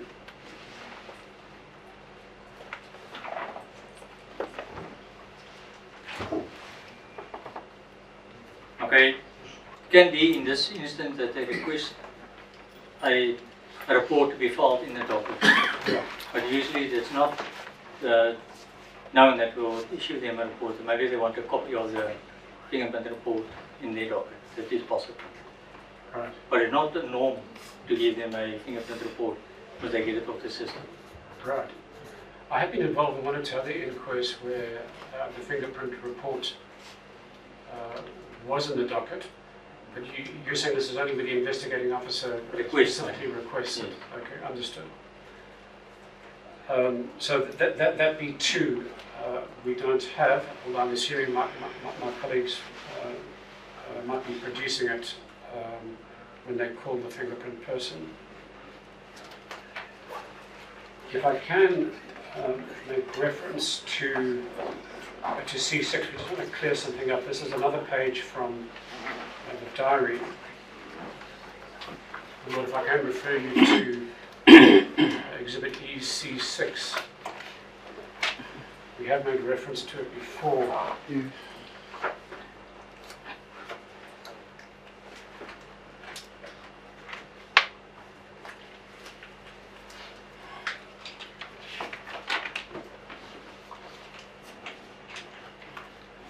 So in the middle of the page there's an entry dated 2nd of May 93, 0700 hours. And I'll just read the first sentence. Toneel weer besoek. Luitenant Stassen, Sergeant Nadir en RST Du Plessis gaan toneel na vir vingerafdrukke. Is the RST Du Plessis, is that you? KST for constable. Constable. Constable. Yeah. But is that RST? No, it's KST. KST, that's KST, right. So is the Constable Du Plessis? That was me that time. Is that you? Yes. And what's your comment? Because it seems to be suggesting that the scene was these three individuals, Stassen, Nadir, yourself, returned to the scene for vingerafdrukke.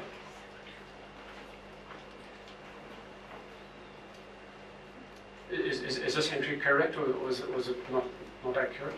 Well, if it's written like that, it must be correct. So if you read further, you say, verdere foto's is in here. That's where I come in. Okay. So Nadir and Stassen done the fingerprints, and I done additional photographs. Okay. All right. So that first line is a little misleading because it suggests that all three of you were involved in the fingerprints.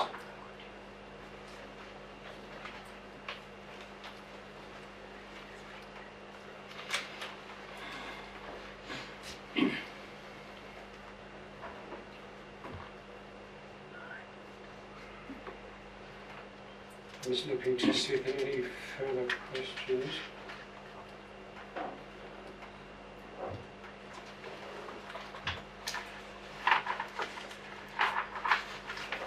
Could you explain to the court what is an SAP 21?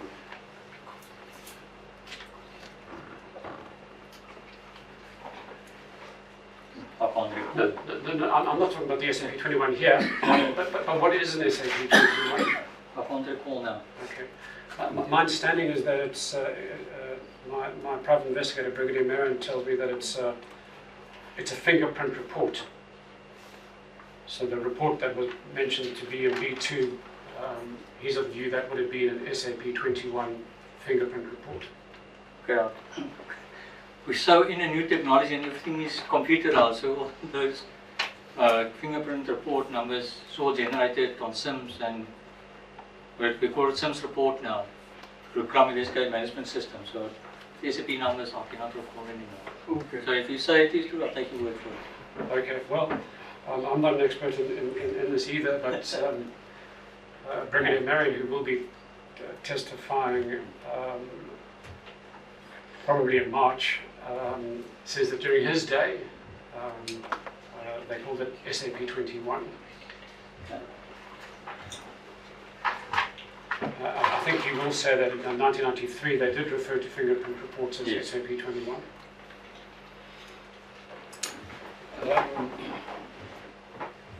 I'm also right in saying that these reports, these fingerprint reports, are used to conduct an exercise called elimination, where you take prints from potential suspects, make a comparison.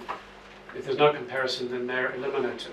That's If correct. there is a comparison, then they're a suspect. Yes. Can I get that identified? Yes. Were you involved in any of the elimination exercise? No. Okay.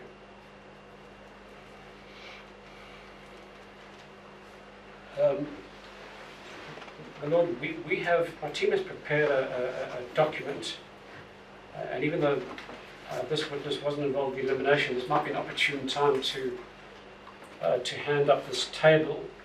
Yes. It's titled "A List of Operatives Linked to ANC or APLA that were investigated, questioned, and fingerprinted." And it has 3 columns: name of suspect, reference in the investigation diary, and then the elimination reference, also in the investigation diary. My Lord, we're going to mark this exhibit, Exhibit L. Very well. And we have a copy for the court and 2 copies for our colleagues. If the leader of the court would like to hand them up. Very well. Okay, we're just going to mark it L. That will be Good.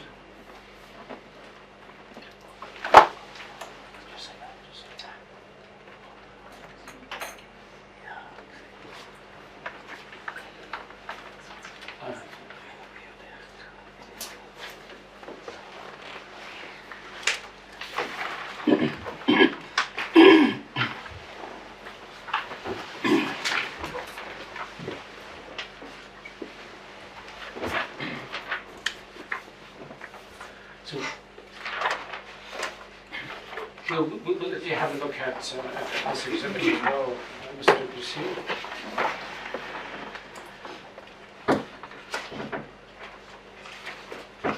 So, essentially, what we've done here is trawled through the investigation diary to see who was questioned, interviewed, or suspected. We came across some 64 entries. It seems as if several of them were fingerprinted and then eliminated, and we've given the elimination references in that 3rd column. So I think we can make the assumption, would you agree that fingerprints were taken at the scene, and that they were then used to eliminate certain of these individuals as suspects? I cannot comment on that. This is a list. Right. Because Let me I- rephrase it to be a bit more helpful, and you can put the list down because I'll ask you more generally. Where an investigation diary says individuals have been eliminated, I believe the reference is FP eliminated, and we can then assume that they had prints taken which were compared to prints on the scene. Yes.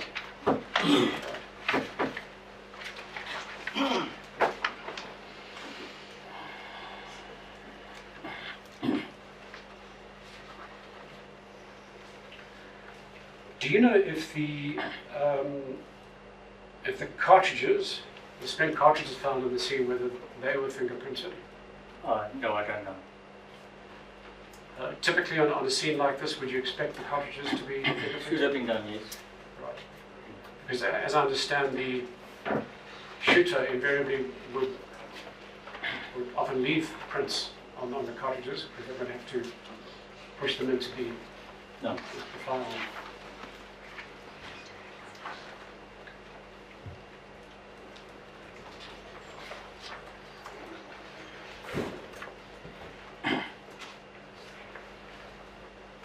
And the same question in relation to the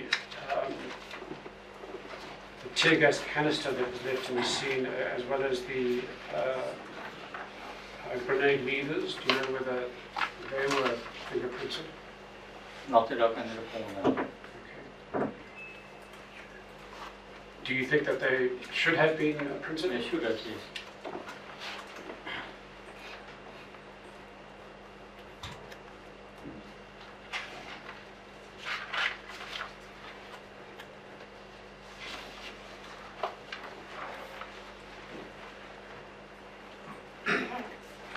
Am I right in saying that since those days there's been quite a lot of technological advance when it comes to fingerprint databases? That's correct, yes. And that currently there is a system called the Automated Fingerprint Identification System, AFIS, That's correct. in place. It's a computer-based system that uses digital imaging to store, analyze, and compare fingerprints. And the website we were looking at says it has an accuracy rate of 99.9%. That's correct.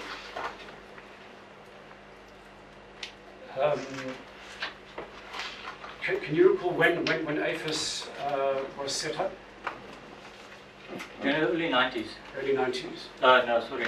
Yeah, early 2000s. I went on, just refresh my memory, I went on an AFIS course as well.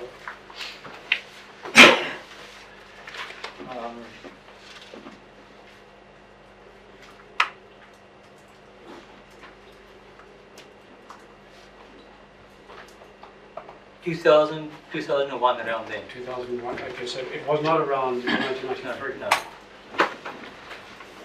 What system were you guys using in 93? Well, that's for a manual system, eyes and hands. We have to use the ASV method where you have to classify the fingerprint on its own and then go through the whole system and search. So The that's database that we have to go through. So in those days it was really labor intensive and time Yes. consuming. Do you know whether the prints lifted at the scene have ever been run through AFIS?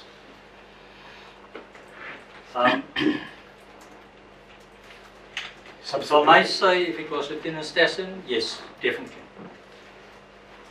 Because he's an expert beyond expert on fingerprints. So he would have likely picked up the prints in your original document in the archive. And Once the search it. system was in place in 2001, he would have He'll run it search it, through. yes. Okay. I think that's an added reason why we need to hear from Lieutenant Stassen.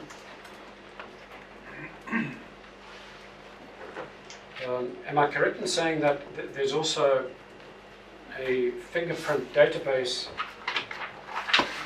at Home Affairs? In the old days it was called the Home Affairs National Identification System, HANIS, and it's been upgraded in January 2016 to the Automated Biometric Identification System known as ABIS. Yes, there is. Unfortunately, I just wish we can have access to it. But we don't have access. As far as my knowledge is concerned, we don't have access to Home Affairs documents. Because as I understand it, on the AFIS, you don't have everybody's prints in the country. You only have, am I right in saying, individuals who are convicted or under investigation? Plus, Plus? Interpol is there as well. Interpol suspects are there as well. Right. But compared to the, Not everybody's prints are on AFIS now. not everybody's on AFIS, okay. And as you mentioned just a few minutes back, you believe Lieutenant Stassen would have run the prints from Highgate through Manually systems, yes. AFIS. And No, presumably, not Avis wasn't there then. no, but I did ask you, in 2001, would he have gone back to your docket in the archives, collected those prints and run them through AFIS? And you said yes. No, Avis wasn't there then. In 2001, I don't know if he was still at the office. I'm not sure. I see. But if he would have, if he was there, yes, then he would have. Yes. I And see. put him through AFIS. He would have launched a search. All right, so it's an open question as to whether these prints have ever gone through AFIS. And I suppose, my lord, what you're suggesting, if they've never gone through AFIS, then it's time that they were run through the AFIS system. Perhaps that's another task for Captain Peterson. Yes, I'm afraid. I don't blame Captain Peterson for disappearing from time to time. His task is growing, I think. His homework is growing. Earlier, Captain, I'm just addressing the captain, is at the back of his spot there in Courtroom. There was a reference to a duty officer, and there was reference to the fact that, or is it the duty officer? I must now double check. Who makes a report to the province. Perhaps you could liaise with Mr. Vani and his team if you need more information. We'd like that to be followed up. We'll do that, my lord. What I can inform you is that the duty officer, that lieutenant was then Lieutenant Wood, not Wood, but yeah, he is still alive, but he's very sickly. I did approach him and spoke to him, and he just said to me, "I'm not available. I'm sick. I can get more detail if you want, my lord." Yes. Perhaps just in respect of a report. I think there's a reference to a report. Perhaps there's a report that could be utilized. If you could please do that. And then there is now the issue whether or not these prints were ever run through the AFIS fingerprint database. I'm not sure if you could perhaps just try and look into that. My lord, I'm sure that the state advocates will answer you on that question. I know that there is a couple of things that are happening as we speak. What I can say to you is that the file that they where the witness cannot be found. I spoke to the commander about 10 minutes ago, and he said that they can't find his file at all. And that's what they've given me. They have asked him when he's finished giving evidence just to go down to the office there and just pop and just see maybe they've missed it or something like that, which I will ask him after he's given evidence. Very well. Thank you. Thank you. Just for the record, I've just spoken to Captain Peterson with regard to some of the further issues that need attention. Captain Peterson is not in the witness box, so I've just spoken to him directly in the courtroom. We're indebted, my lord. Very well. If we could just return to the Home Affairs system, and you mentioned that you don't have access to it. We were under the impression that for serious cases where a match wasn't made in the AFIS, that the police sometimes were given access on application to the Home Affairs system, currently known as ABIS, which started in January 2016. And indeed, on the Home Affairs website dealing with this ABIS system, and perhaps I think the Lord will print out that page and hand it up. Yes. It says, on security, SAPs will be able to search for suspects by matching latent prints against records on ABIS. So it does seem, at least at a public level, put out on the internet, that there are circumstances in which SAPS will have access to running prints through ABIS. And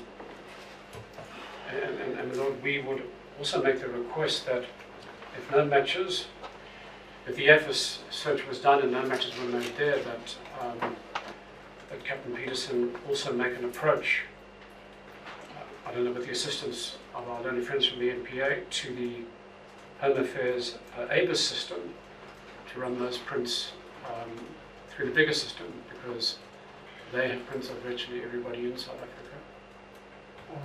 And it appears as if it's a practice that is known. At least according to Brigadier Marion, that is the case. And then on the website, the ABIS website, I've just read a quote. Yes. And then they're putting out that SAPS can have access to that system. It's not impossible. I think Captain Peterson has noted that. As the copy.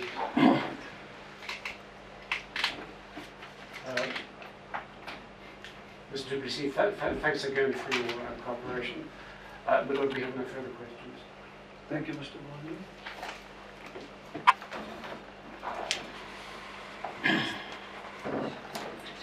Rika?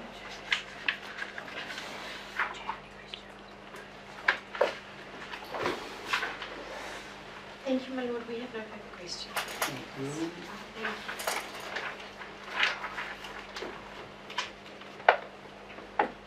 Thank you very much.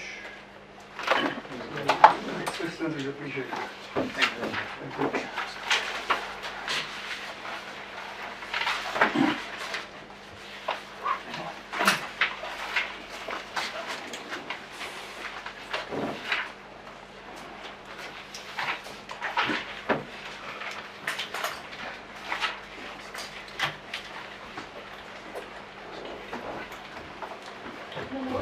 At this stage, we would like to request that we take the lunch adjournment. It is 10 to 1, and our witness has arrived during testimony which was given, so we would like to please ask for the indulgence to have some time to consult with them. Very well. Is there any objection to that? We'll now take the lunch adjournment. Reconvene at 2:15. All right.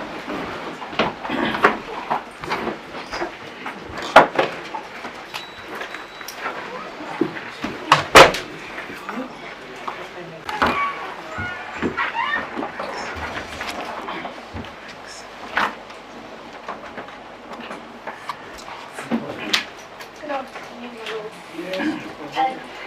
We would like to call our next witness, Yes. Victor Jacobus van der Merwe. Very well.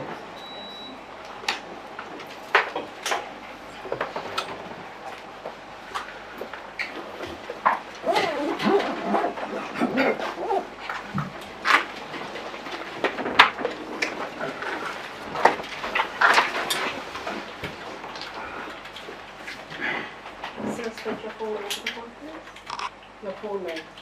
Victor Jacobus van der Merwe. You have any objection to the photo? No, I don't. Do you consider that we finding of your conscience? Yes, madam. You swear that the evidence will be in front of the court will be the truth and within that way. Please raise your right hand and say so after the vote. Sorry, I'll think of it. Thank you very much.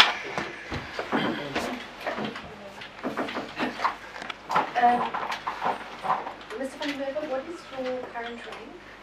Currently, I'm a colonel. And how long have you been in the police services? 57 years.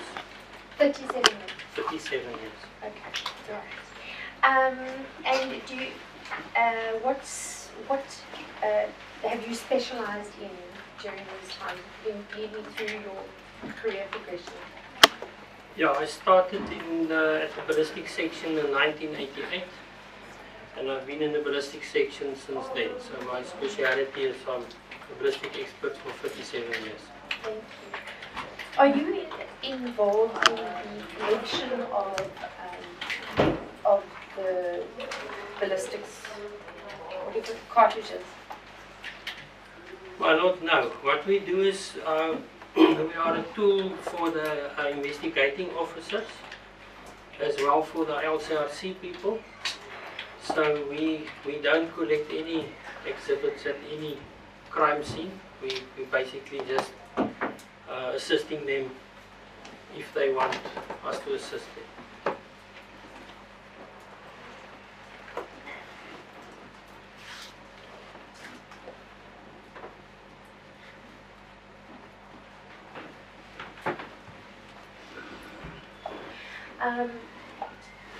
Do you recall the incident of the Highgate attack on the 1st of May 1993?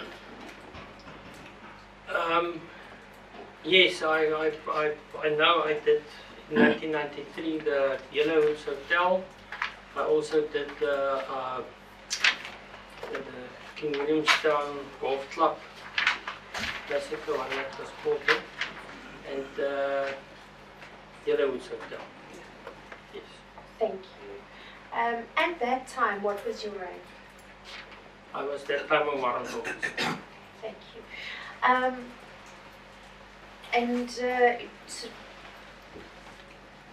Can you just explain the process to me when you receive the exhibits from, do you receive it from the investigating officer? Okay, how it works is the investigating officers, LCRC collect exhibits at the crime scene, and sometimes it happens that they come to the forensic lab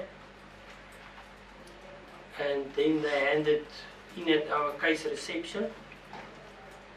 And you can also have that investigating officers themselves collected exhibits and also hand it in at the admin of the forensic science lab. They then register it, and they then send it to the relative for the examination. For instance, if it's for ballistics, it's going to ballistics. They've got their own admin unit as well. Or if it's biology stuff, they can send it directly for biology, question documents, chemistry, whatever. In this instance, it will go to the ballistic admin, and they will then put it in the walk-in safe, and then, well, depends on how it worked. That time we received on Mondays the week's work, and then you stand for there and they hand you out all your work. Now, in this instance, if the person who did the crime scene, obviously then all the exhibits that is later handed in will come to you. Thank you. Is it correct that you did in fact compile a report in respect of this matter, which is dated 5 November 1993? Yes, my lord. My lord, if I could just refer you to Exhibit D, page 73. No.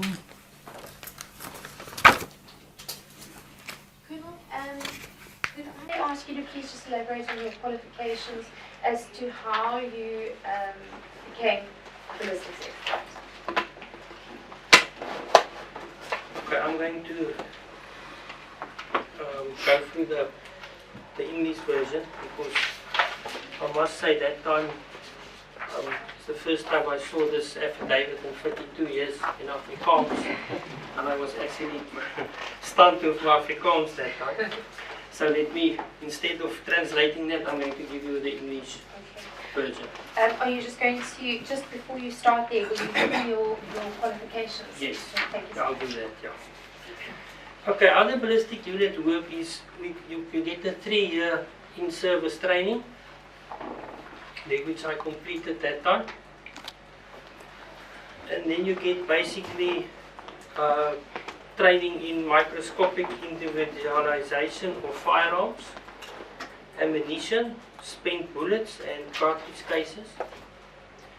You get microscopic individualization of tools and tool marks, so we even do match tools if they were used. Identification and the development of reloading of ammunition. Restoring of obliterated marks on metals. So if a firearm's serial number was erased, you can etch it to determine the number. Then internal forensic ballistics, that is now your mechanisms of the firearms. The burning rates of gunpowder and gas pressure that builds up. The marks made by the firearm on the cartridge case and bullet during the firing process. So internal is everything that happened in the firearm before, say, the bullet is out of the barrel and the cartridge case is out.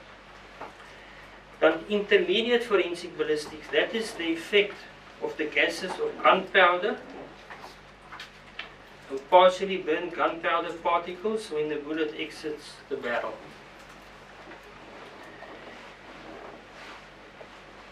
Usually, if I can just elaborate on this one, is that will you, as the gas and the propellant come out of the barrel, you will get, for instance, on clothing you can determine if it was a close shot, intermediate shot, or further shot.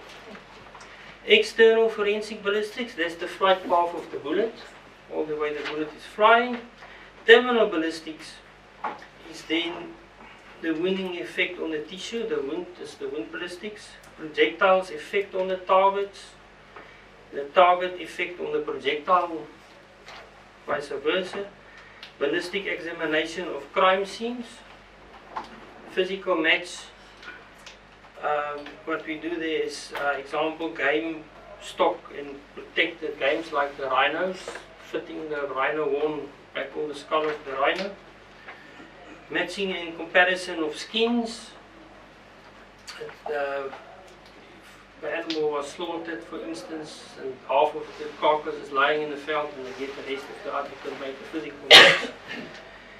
Matching and comparison of horns, matching and comparison of teeth, matching the comparison of processed carcasses. That's not everything on stock theft. Photographing and documentation of results. And then I've also obtained the following from organizations. I did the Forensic Science Society based in North Yorkshire, United Kingdom during October 1995. The Forensic Science awarded me a diploma in firearm examination and successfully completed the required examination. I obtained the advanced certificate in forensic criminalistics, majoring in ballistics from UNISA University in 1998. I successfully completed the professional hunter's course and obtained a certificate as a professional hunter as well. I regularly gave evidence in courts in South Africa as well in neighboring states. Crime scene reconstruction and bloodstain pattern analysis, we did that as well. The crime scene reconstruction and bloodstain pattern analysis course presented by Michael Maloney, he's from the USA, and consecutive matching strier presented by John Murdoch, also from USA, and yeah, that's basically why. Thank you, Colonel. Colonel, at this time that you completed this report, how many years service did you have? That time, the so 1993, so 88.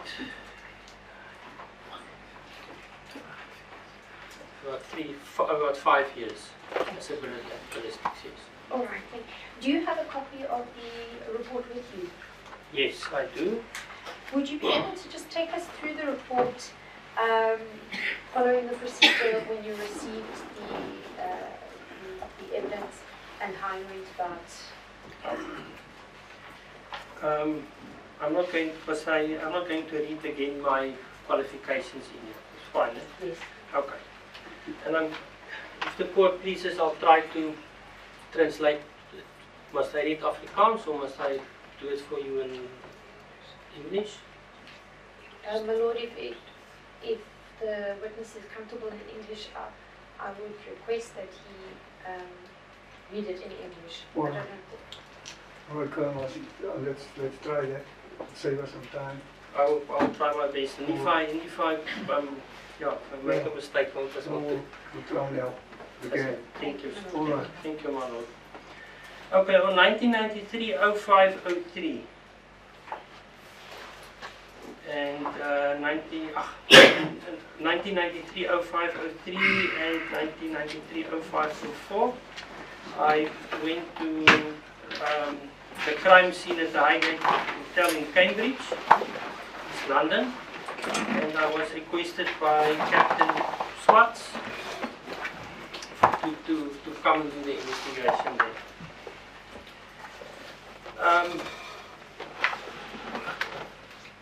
I'll try to recall what I can because it's a long time back. Basically, the whole seems to me, I don't know, everything was already cleaned up and so on. So there was not stuff lying around or anything. So they took me there to just have a look, and my main objective there was to see bullet holes and marks against walls and through the bar counters and so on, if it was caused by bullets and so on. And I wrote here, so I say there in the Ingangsportaal, so it's in the when you enter the hotel, the entrance part where you enter, I couldn't find there any bullet holes or marks. And then I said there were 7 bullet holes in the entrance that leads to the ladies' bar and the open arms bar. So, and I said these shots were basically fired from in the vicinity of the entrance of the hotel. So I can really not remember how did it look, but it seems to me if you've got the main entrance and then it's another little wall and then it divides to the two, so it was shot from there. Then I couldn't find any marks in the ladies' bar.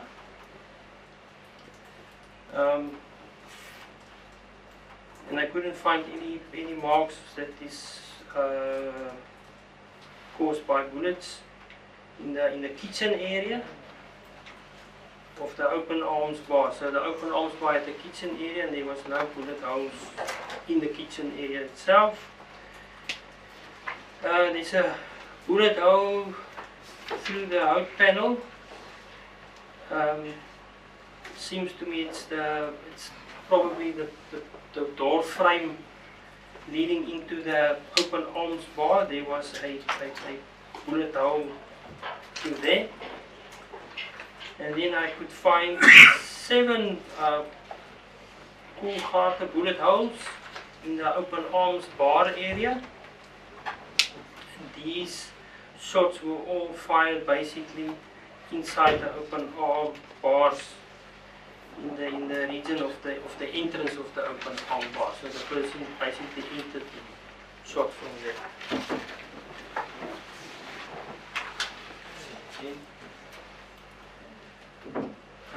Then I also say I could find 3 bullet holes that were shot from the backside of the bar counter. So from the backside of the bar counter or the crook, it was shot from that side towards, you can say, towards the entrance side. And I said these shots that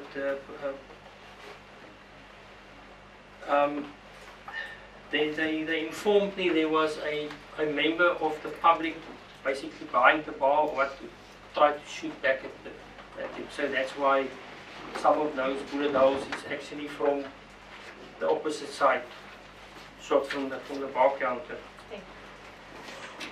And then I noticed 138 special bullet, also in the frame of the entrance of the hotel's door. And hotel's door, let me just read here.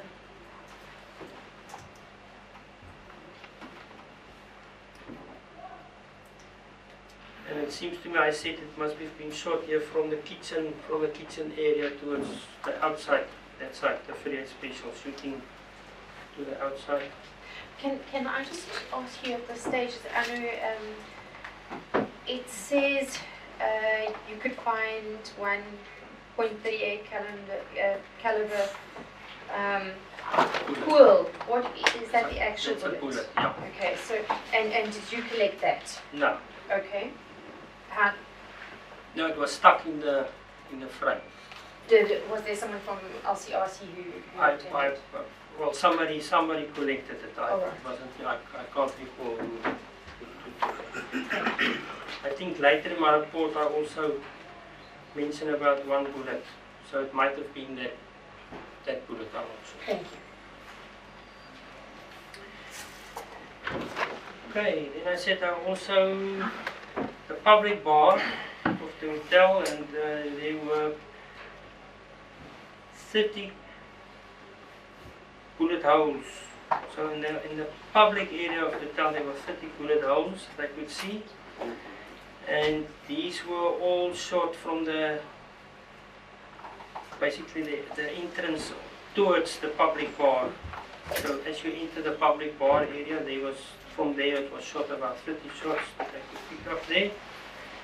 Most of these shots were shot through the kroegtoonbank, the bar, Count.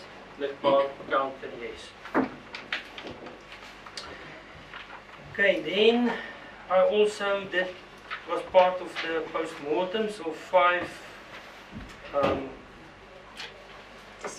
deceased. Well, apparently they were deceased from the Highgate Hotel, and basically all of the wounds that they had on them, who was through them and so on, were basically caused by was not caused by any handguns. It was all rifle bullets. So the idea was there, say for instance, the person from public who shot that, they could have hit one of them, but there was no handgun holes. And you say rifle bullets, I'm sorry, what qualifies as a rifle? When you look at the, for instance, a 38 special bullet, it's a very slow bullet. It travels in the region about, it depends on the weight of it, but it can travel about 250, 260 to 280 meters per second. And then if you look at the rifle bullet, they are higher velocity. If you look at the AK-47, they're in the region about 750 to 20 meters per second. They've got more energy. And what you get is the entrance hole. If it didn't hit any other obstacle, that it will have a neat hole in. But then it starts to tumble inside, and then the exit wounds is really then bigger. It tears it up, basically. If it was a handgun, the entrance exit wounds is basically the same. It doesn't open up like that. Okay.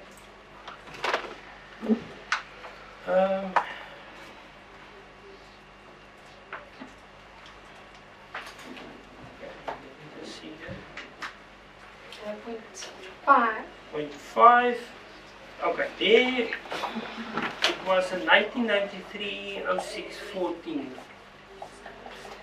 Then you see there I received from our ballistic administration unit, I received a packet, and this thing contained 9 38 special caliber fired cartridge cases.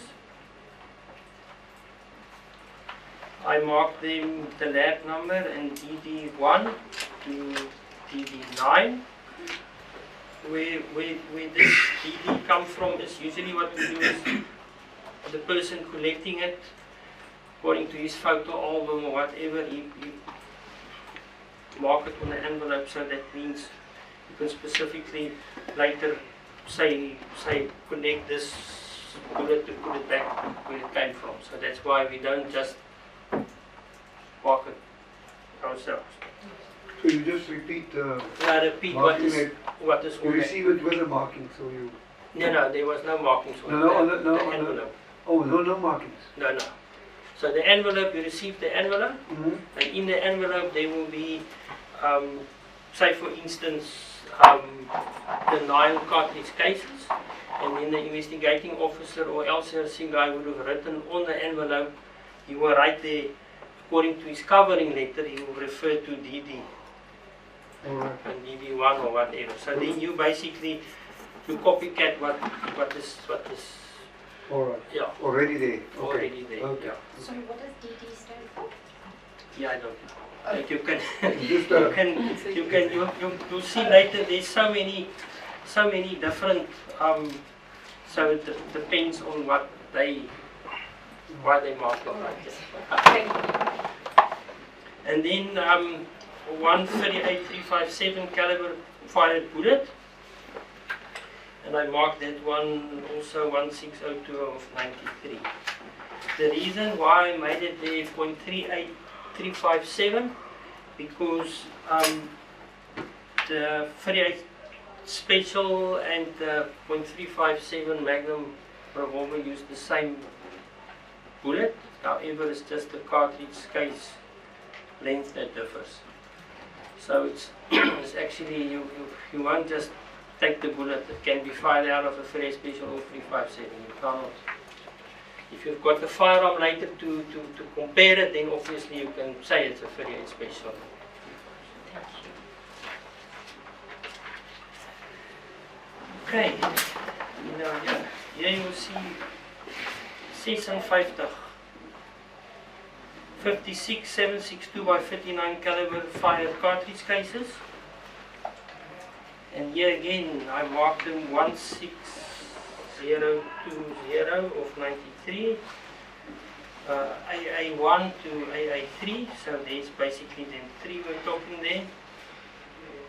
And then there was also 16020 of 93 CC1 to CC13.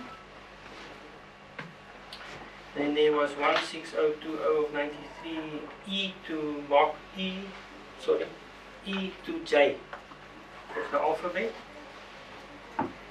Then 16020 93 N for November to S.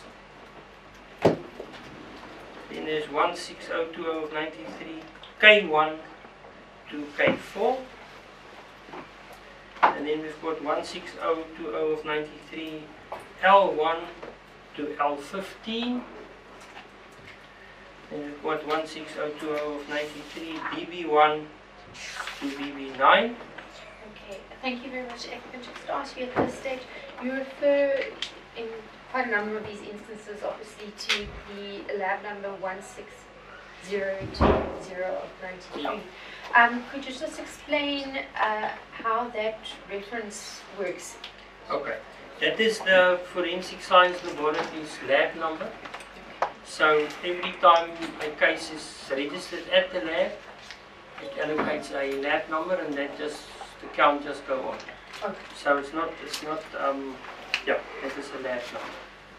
So in the Forensic Science lab, if we type in 16020 of 93, then on the system it will throw out then Cambridge CAS 16 of 05 to 90. Would that still have been the case in 93 or? It's up till now. I mean, you type in the number and then it comes up, but The is system the is, technology the same? yes, yeah, still Oh. the system. Yeah, the Forensic Science, the system keeps it. Alright, thank you, sorry. Then I received 17 762 by 59 caliber fired bullets. Now if I can just mention here to the people, the The caliber of an AK-47 is 7.62, so the millimeters, that's the diameter of the bullet. The cartridge case length is 59 millimeter. That's where you get 7.62 by 59.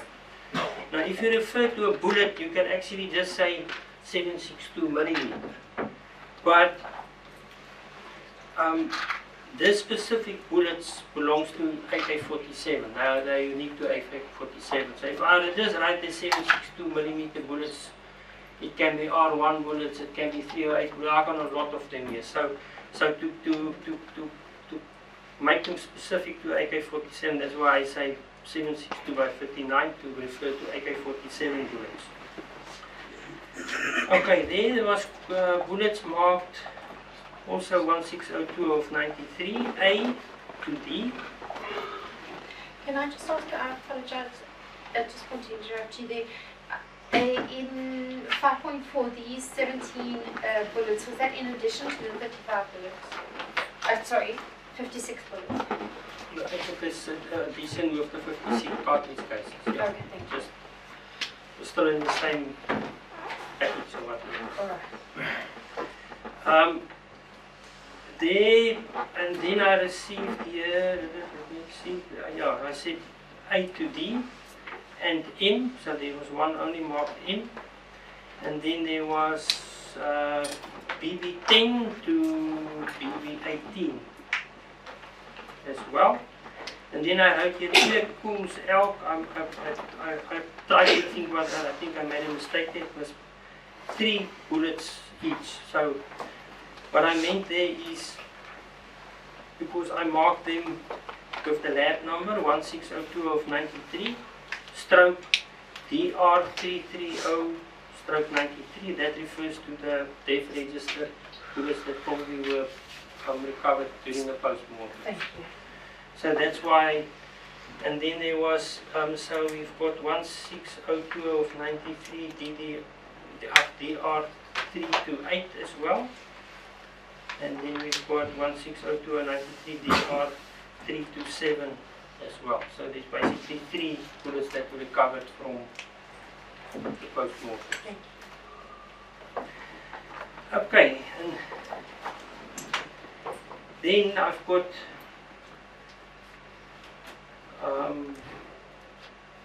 blood samples that they sent it in. They were marked Exhibit U, they were marked Exhibit T. That's now on their envelope, no? Or they thing. That's not what I marked them. I don't mark them. And then the final ones there are in respect of the deceased individuals. And then there's the deceased, yes. The DR is referring to the deceased blood samples as well. Okay, and then I handed these over to Lieutenant Dali Huishamer from the Forensic Science Lab. Okay, then on 930614, there was still another second package. It's got the same reference on the package, and these had in one blue denim trousers with a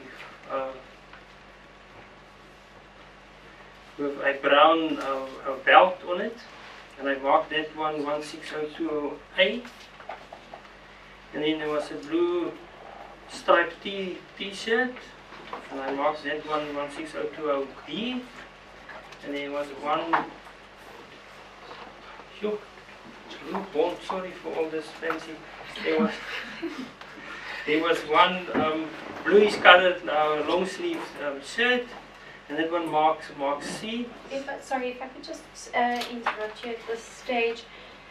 These exhibits 6.1 through to 6.19, were they exhibits which you examined personally, or did you hand them over to another specialist? These initial of the clothing, I actually examined them, the clothing itself, not the blood sample. Alright, so the blood sampling was done by Yeah, another somebody individual. else, yeah. I even handed over these to them as well, but the reason why I had to examine the clothes is the bullet holes who went through the clothing is to do a test to determine if there's any partially burnt propellant on it. So then you can determine if it was a close range shot or so on. That is why I had to look at them as myself as well. Alright, thank you. Okay, then there was a blue t-shirt marked E. And there was also a windbreaker marked F.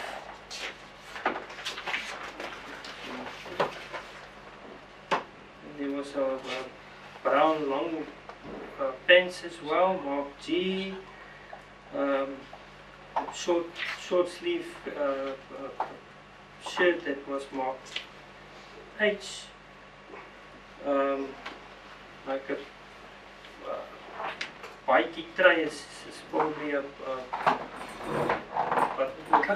Cardigan or something. something like that. It will be marked I. And there was also another short sleeve shirt marked J. And then was an envelope marked KLMNOP. So there was 1, 2, 3, 4, 5, 6 envelopes.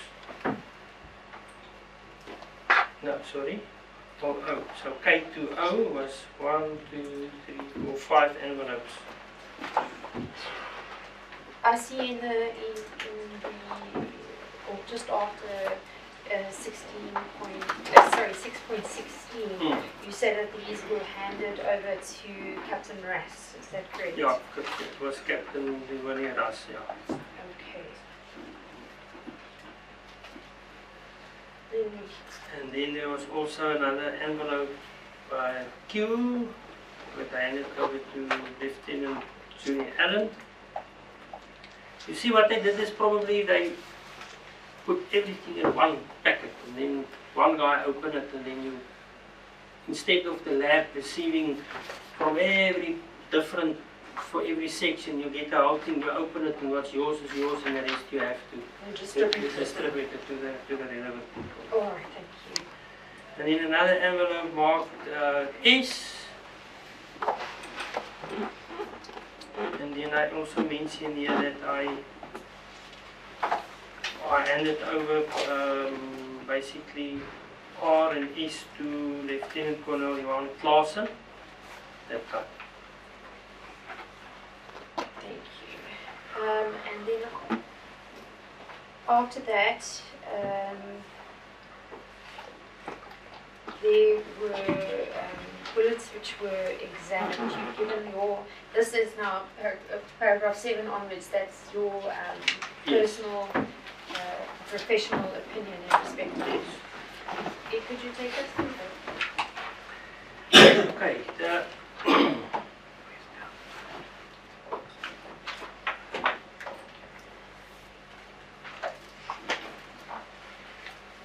seems to me I also got another envelope thing on 930623, and that contained 1762 by 59 millimeter caliber fired bullet, and it, I marked it 160293 Carl Weber, so that was the bullet that was received. Do you know where you received this from? Unfortunately, not my note.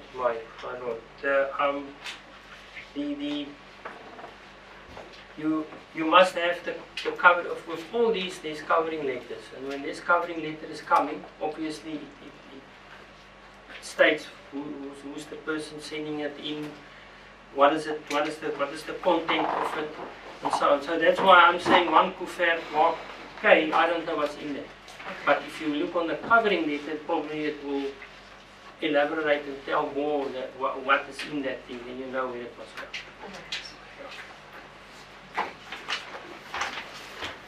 Okay, then we saw.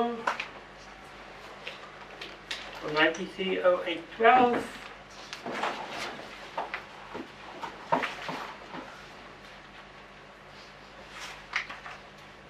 I received per hand. Now, directly per hand, it came to me from Captain Creer. I received 1762 by 59 caliber AK-47 folding butt light automatic rifle. And that number there, RT, that RT is actually Russian. It's not RT, it's Russian. That's why it's written in with the hand. 0466, and there was no magazine with the rifle. So it was a folding stock AK-47. Then on 930901, I also received the following exhibits from Captain Ras from the Forensic Science Laboratory. So Captain Ras also handed me then exhibits. It is one metal blue colored back panel, so maybe it's a roof panel. And I also marked it 1602 of 93. And then one greyish colored upholstered ceiling panel that I also marked 16093. And do you know why you received those items? When I looked later in the affidavit, seems to me there was a little hole in the ceiling panel, and then they wanted me to determine what caliber might have been used to shoot through that panel. And were you able to do so? Yes. And which caliber did you? This, that caliber is a 5.56 caliber. It was not caused by a AK-47 bullet. And the 5.56 bullet is diameter is literally as it says, it's 5.56 millimeters, so its diameter is smaller. With the AK-47 is 7.62 in diameter. So in a layman's term to say, you after 5.56 went through this panel, you will not be able to push through an AK-47 because it's bigger. Thank you. I actually did some physically tests on these panels to shot it with AKs and 5.56s too. And so the same material that you. I used their material. Okay, thank you. You mark this is the exhibit, and then you shoot next to it, Okay. basically. Okay, and then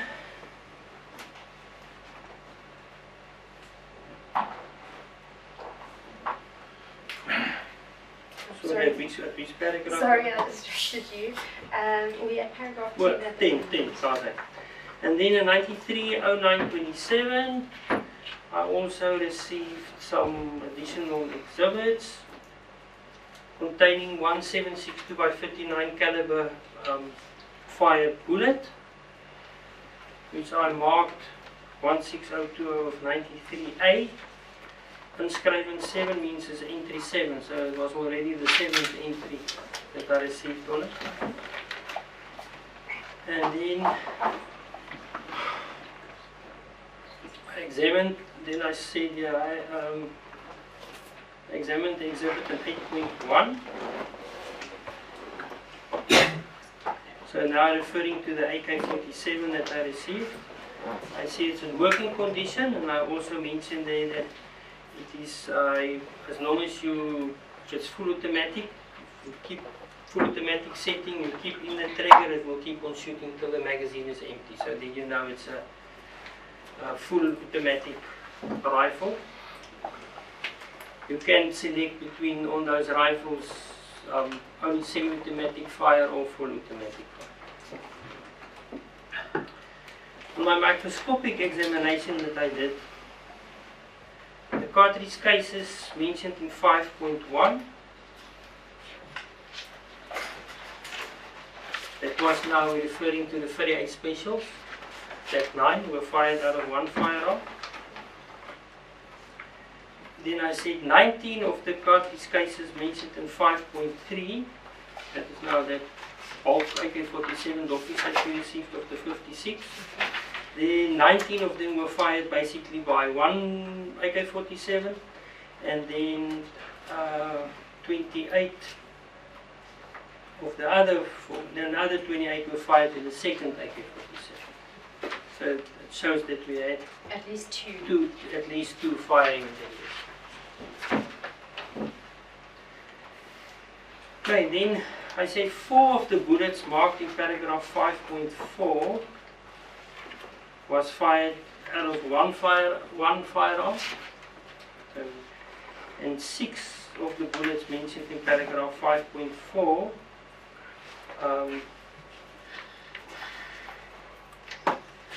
so 6 of them, and the one in 7.1. The 7.1 I think was the one that we said Weber, no? That, yes, Yeah. that was. So it's actually then 6 plus the Weber 107 that was fired in the second AK-47 basically. Different one or Different ones, yeah. So Different this is the third one. No, it's the second one. So what we've got 4 in that is connected with one AK, and then we've got 6 as well as the additional one from Mr. Weber. So it's now 7 out of a second AK. So the 2 firearms. There was 2 firearms shooting there. Okay. And then I said here, due to the damage condition of the bullets, it was not possible to determine whether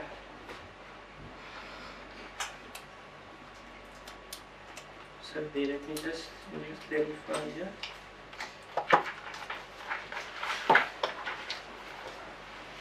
Okay, so I said the other 8 bullets mentioned in paragraph 5.4, the bullet mentioned in paragraph 10.1, I couldn't determine if they were fired out of the same firearm.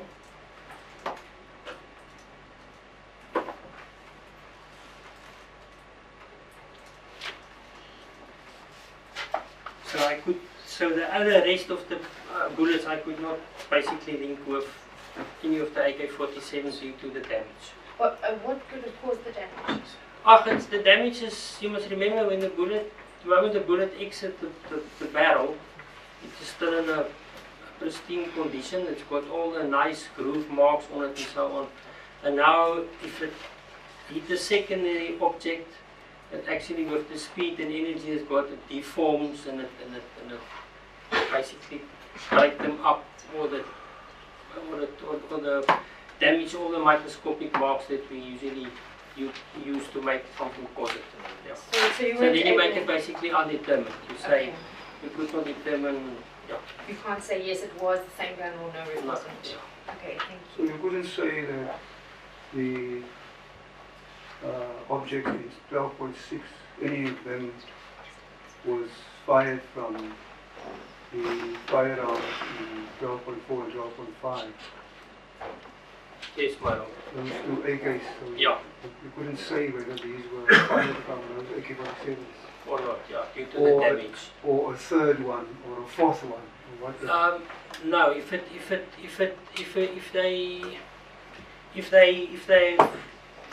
they were not damaged, if it was a third or a fourth one, you would have picked it up. So this is basically barely due to damage. You cannot use that as well. But if it was, for instance, a third or a fourth firearm and it was completely damaged, I wouldn't know about it. Yeah, that's what I'm Yeah. asking. So, because of the condition of these ones, you Yeah. couldn't really say Yeah. whether it was the one or the other AK-47 Yes. or a different one or more. Yes, but what I can also say is, according to my opinion, if there was some more AKs there, and then we don't have the cartridge cases. And there must have been some more cartridge cases. Because with cartridge cases it's not damaged. We've got 2 firearms. And then if these were additional firearms we were shooting, then we didn't receive the cartridge cases, basically. So it's highly unlikely. So all of the cartridge cases that you received were fired from either of these 2 AK-47s? Yes, one. Yeah. I understand. Yeah. So it's more than likely that there were only 2. There was only 2. No. Basically. All right. Basically, we can say at this stage, if you look at the panel, the shot of the 5.56, there was a 5.56 also shooting there, but only 1 shot. But that's sorry, that's only in respect of a vehicle. The duck part, or it was a vehicle. Was it a vehicle stop? Maybe we can just clarify that. I'm sorry. I don't know. Yeah, maybe it's from a vehicle. I'm not sure. I apologize. No problem. My I just colleagues have informed me that it is in I'm fact not the sure. ceiling. I'm sorry. The ceiling of the building. Of the entrance of the building. Yes. Yeah. Thank you. Now, there was one 5.56 who went through there. Now, what could have happened there is on a 5.56 is the military caliber. Then you get also a .223 Remington. That is a commercial caliber, and there's a slight difference in the neck area and length of these 2 cartridge cases. But you will be able to shoot the 2 Remington in, say, a 5.56, the R4, R5 rifle. But it can be that the first shot that you shoot, then the cartridge case is sort of stuck, and then when they try to eject, they tear off the rim of the cartridge case, and then you've got a stuck cartridge case, and then you won't be able to shoot further with the firearm. So it could have been that maybe this firearm got jammed. I'm not sure. So that's why maybe there's only 1. The 5.56, what was it? Was it a bullet or a cartridge? Yeah, 5.56 was only a bullet hole through the, It was just a hole. just a hole, yes. I could only determine it was in the ceiling, yes. I could only determine it was a 5.56 portion. 5.56. Yeah. So what did you say? 5.56 is fired in either a military Yeah. rifle, Yeah, the R4, R4, R5. R5 type rifles, yes. There's a lot of them nowadays, but that time area it was marked, basically there. Those 2. Yeah. Thank Could you. have been an AR-15 as well, but they were very scarce. They're more from USA, they're not from us. Also an automatic rifle. Yeah.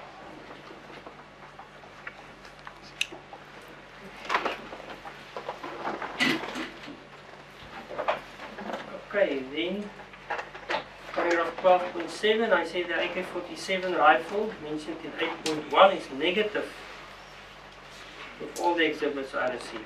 So the rifle that I received was basically the negative with the 56 cartridge cases and the bullets. That's the one with the folding. That's the one of folding stock, yes. Okay. You couldn't link it to any of these. No.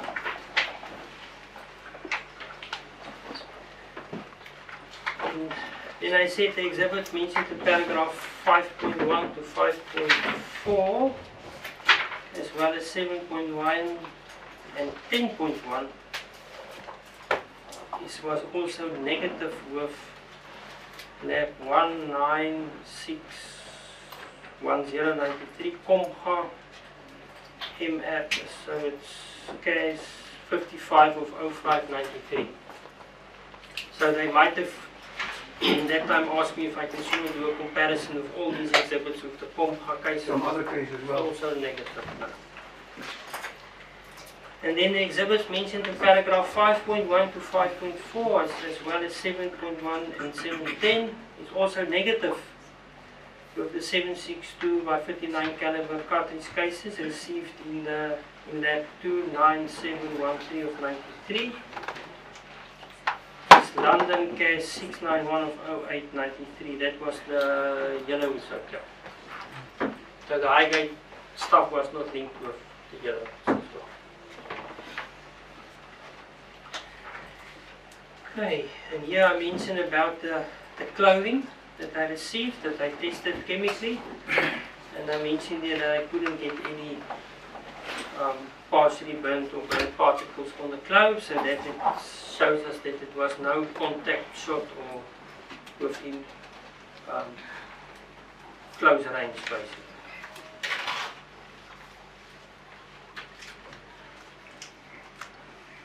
And here I refer to the duct panelen, that's now probably the ceiling panels. And I also tried to tested them if there was not any partially burned particles, and I couldn't find any on them as well. So those doors are not closed, Not closed, no. close range shots. Yes, my lord. And here I say I've shot some test shots on these panels. And I mentioned here it was basically the hole in that panel was caused by a 5.56 caliber bullet.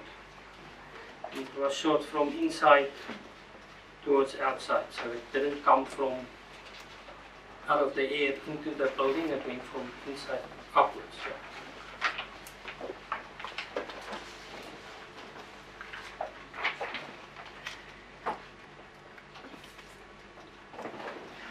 And then I handed these panels again to Lieutenant Teresa Kutsia. Why did you hand them over to her?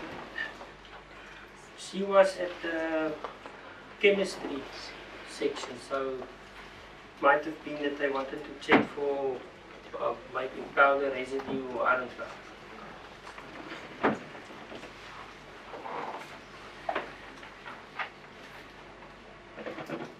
Okay, and then I just say all the results was basically that I found,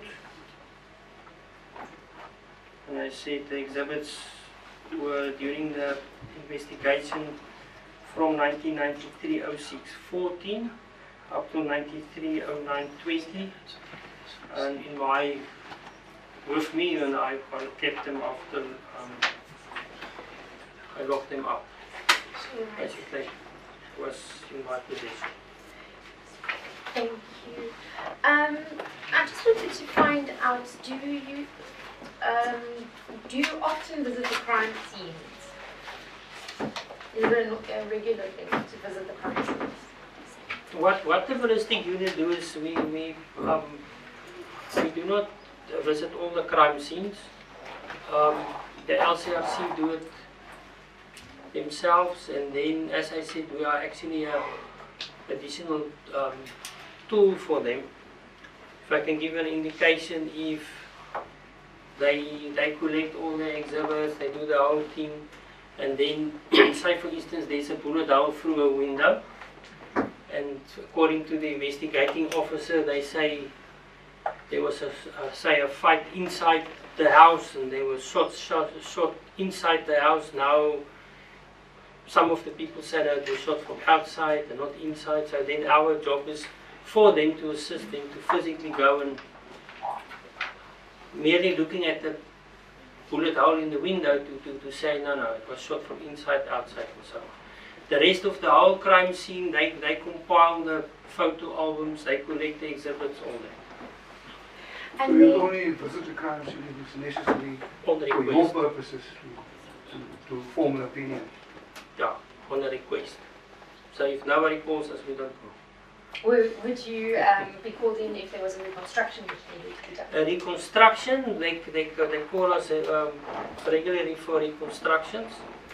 We also, now and then we receive, the LCRC compiled a photo album with everything. And then ballistics was not initially on the crime scene, and then later with the during the investigation or the prosecutor, they have additional questions that they want us to help, and then they submit the whole photo album with everything to us, and then they will ask us specifically to look at it and give an opinion what we think. Were you asked at this time to assist with the reconstruction? Yes, in this case, I was still at that time,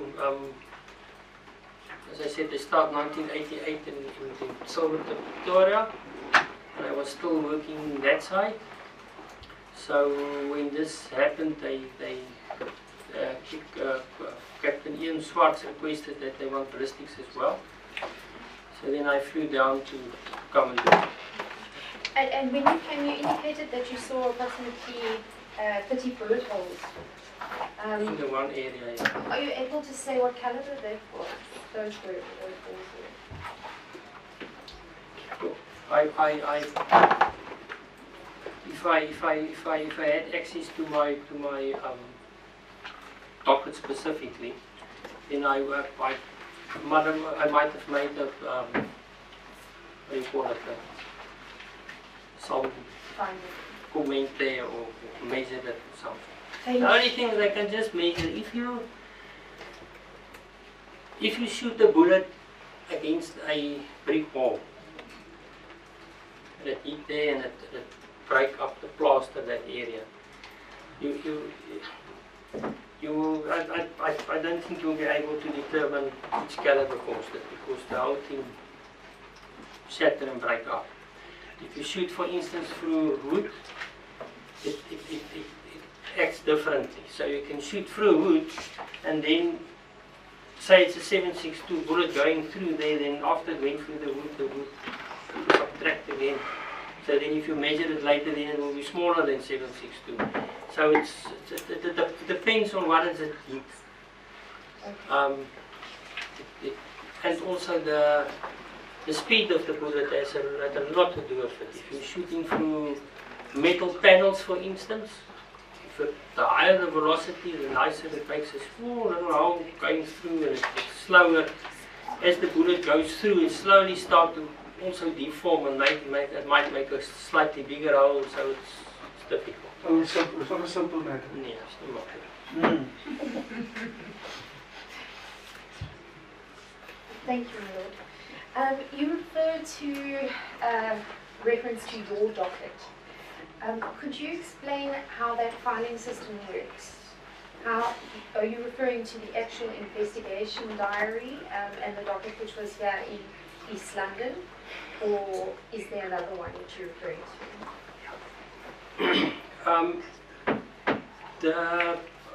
The forensic science lab, we compile our own docket that side. So we register the case, we allocate the lab number, and then all your covering letters go in there, your reports go in there, even the exhibits goes in there, like cartridge cases and bullets and so on, everything goes in there. So that is the forensic science lab docket.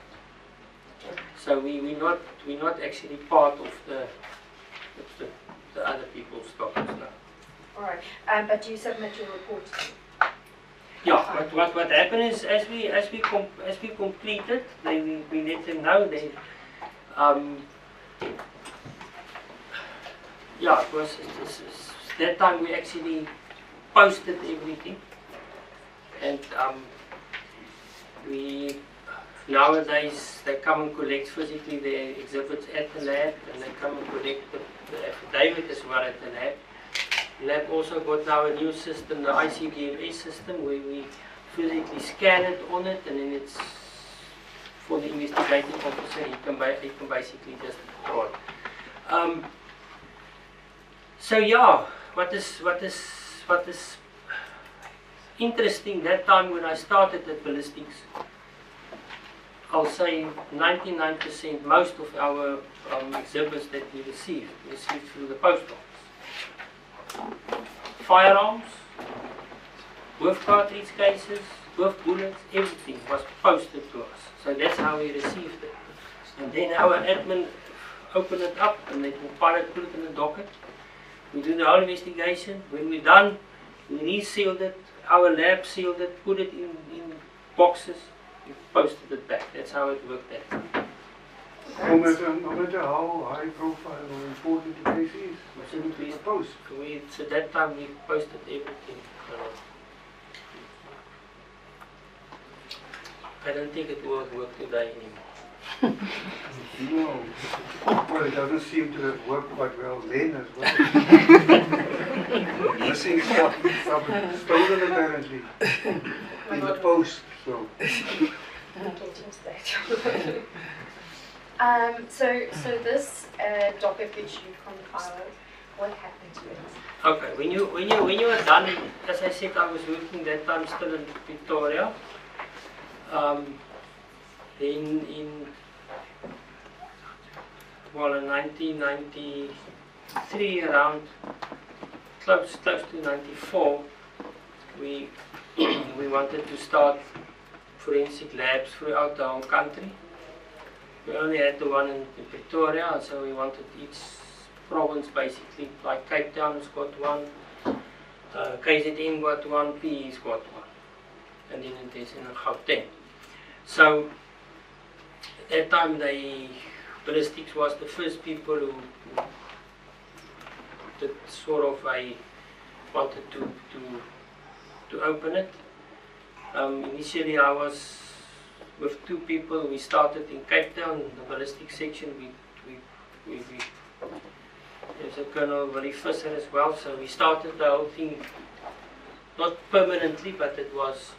The idea was we want to give some service to the provinces, and then they were so impressed that they want the lab permanently. That's how it eventually started.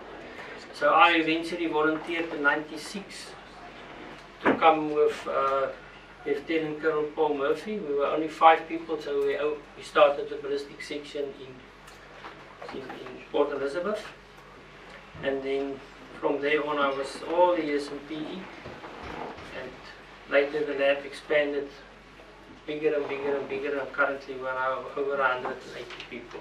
So it was a skills transfer program, basically. Yes, and those labs in Cape Town, PE Quebec, really competent labs now.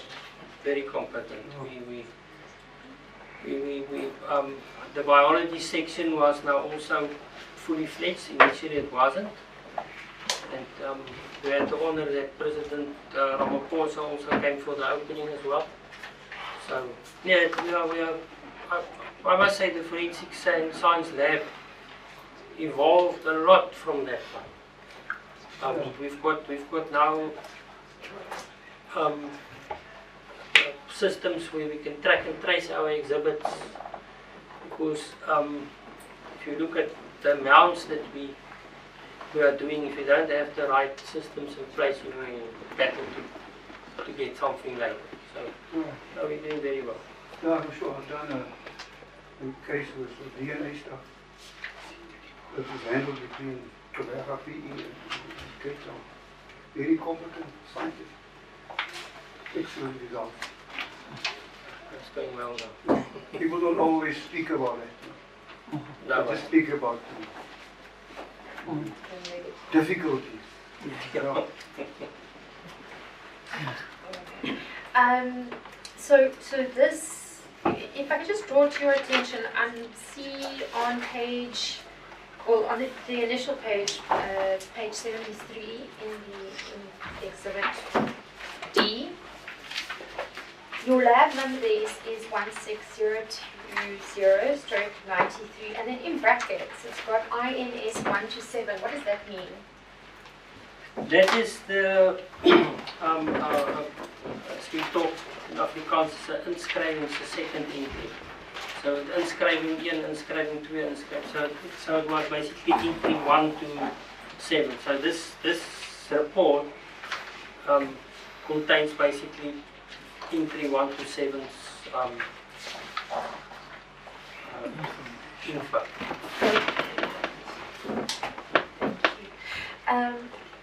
Then,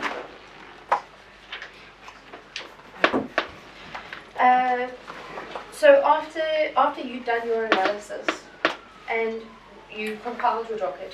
What did you do with the docket? I know you indicated that you sent it via post, but can you just explain? When you're completely done with the docket, we have to archive it.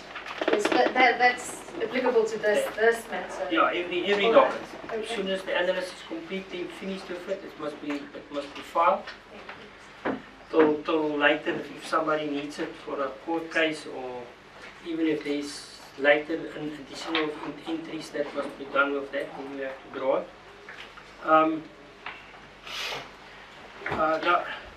Now for interest sake, I just draw the stats on our forensic science lab system, the AVL system itself. And just to give the people an indication, because to file something is relatively easy if it's not a lot of stuff. The more it gets, the more complicated it gets. And I draw on the FSL system only ballistics itself. I'm not going to give precise the things because I'll battle to read it. But it's ballistics itself completed so far 1,800,000 cases. Now 1,800,000 cases is only for ballistics. Then if you look at the whole forensic lab on their system, then it will include now these from ballistics as well. That will be all the sections. You're looking on the system, it shows 8.8 million cases. Now somewhere you must file 8.8 million cases. That's where it comes eventually, because we cannot destroy anything. Everything must be filed. Yes. And what happened to this specific docket? Okay. Now what happened with this specific docket, I was unaware of it. As I said, in 1996 I moved down to Port Elizabeth. Then later what happened to it, I'm not aware of it. I know that other people can, for instance, if there's more entries like the Heidelberg thing and the St. James Church thing in Cape Town or whatever, then what you do is if the investigating officer wants you to compare it with that specific case, then they will request a docket. Now first of all, when I finish the docket, you give it for archiving, it's archived. So now, say for instance, Cape Town, they probably want, I'm not sure, they probably wanted to compare it with the St. James Church thing, I'm not sure. And then, as I said, you posted the docket. So this whole complete docket of mine was posted with exhibits, everything. Is that including the firearm? Yeah, the firearm, they would come and collect it. Either collect or we post it that time. That's how it works. Who collected If most of the time it's the investigating officer, probably this who brought it or something. So they come and, you see, when we also complete the case, we give the exhibits to the admin people of the lab. They will put it in the outside. We call it the outside because it's already done. And then when the investigating officer come and collect, they will obviously assist them, and then they will sign for the specific exhibit. Nowadays we make use of biometrics, so you physically use your fingerprint in the investigating officer, so everything is now biometrics. So also for track and trace.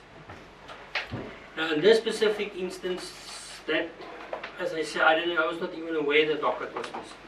So it was posted to Cape Town, and then I've heard that they did the investigation, and apparently the docket was stolen at the post office. That is hearsay, that is what I heard. And was that after making inquiries to locate the original docket for this evidence? This was now basically, yeah, this thing about the docket that was stolen was that time. I think they even opened a case at the police station in Cape Town for that to be investigated, the whole thing. So I only, last week when I wanted them to ask them to please do, if I can have my docket, then I was informed that this docket specifically was now stolen. So I was not aware prior. So it only came to your attention now. And I was, and for interest's sake, I was mentioning the Yellowwoods Hotel, so I was sort of, I didn't know if I had to testify about that as well, so I requested them as well for that docket, and they found that original docket, so we've got that original. So that one you've got, this one is apparently stolen. This one is apparently stolen, the post, but it was, my Lord can give me, I was first trying to phone and find out when was that I did that, but I don't know. I was just trying to think now, what is of value in, what would have been of value in that for a thief, in that docket?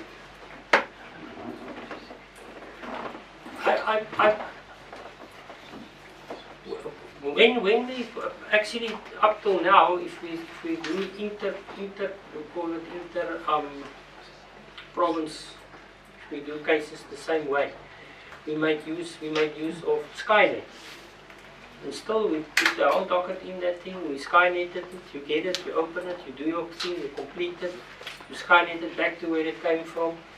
So it's not a open thing that you can see what's in there. So it's packaged, everything. So I really don't know. If I could just come in here, my lord. Captain Peterson did testify that he went to go and examine or to see the docket in respect of the stolen goods. And he indicated that it wasn't the only item which was stolen. There were other packages which were also stolen. Yes, yeah, but this witness would probably have an idea. That's why I'm asking, what is in there of commercial value for thief to steal? Is there a thing in there that you could steal? Why do thieves steal? They steal to sell the stuff or to keep it, whatever. So I'm just trying to think now, in that ballistic docket, what is in there of value to a thief? Actually nothing, because there will be cartridge cases in there, there will be the fired bullets in there, reports and covering letters, and that's basically. Yeah, that's what I just thought. There's no more. You can't sell any of those things, so what are you going to pay you for? No. No. No. It's a peculiar object of a theft. It strikes me, I must say. But you never know. Unless it's somebody with an interest in the subject matter of the docket. But as you say, look, there's probably, on the face of it, nothing of value there. No, and the big thing is, if you look at the post office, they handle so many, even Skynet or Postnet, and courier guys, so many packages. I don't know how you're going to, if you've got interest in something specifically, to track and trace something. No. Highly unlikely. No, it's only if you know the whereabouts that you do. Otherwise you can't just, it's unlikely for a thief to break into the post office. They would just steal your ballistic stock. It's almost impossible. It's like a needle in a haystack, even worse.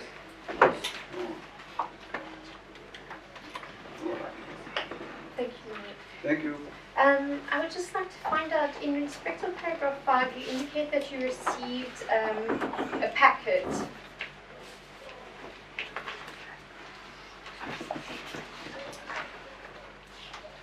Yeah. So it was a packet of the bullets. Where did you receive it from, or who was it provided by? If the other one I mentioned, that I received it specifically by hand, but if it's a packet like this, I think it probably came with the post. Either with the post or it was handed in by somebody at the case reception area. And specifics regarding that, would that be contained in the original docket that you Yes, had? what we did, and we even do it now, is if you receive this package now, then obviously you can see the police seal here was still that old wax seals. We melted the wax and you had the wax seal in every police station or place had a specific number that's unique to them. So we cut that specifically, was cut it out, and then it will obviously the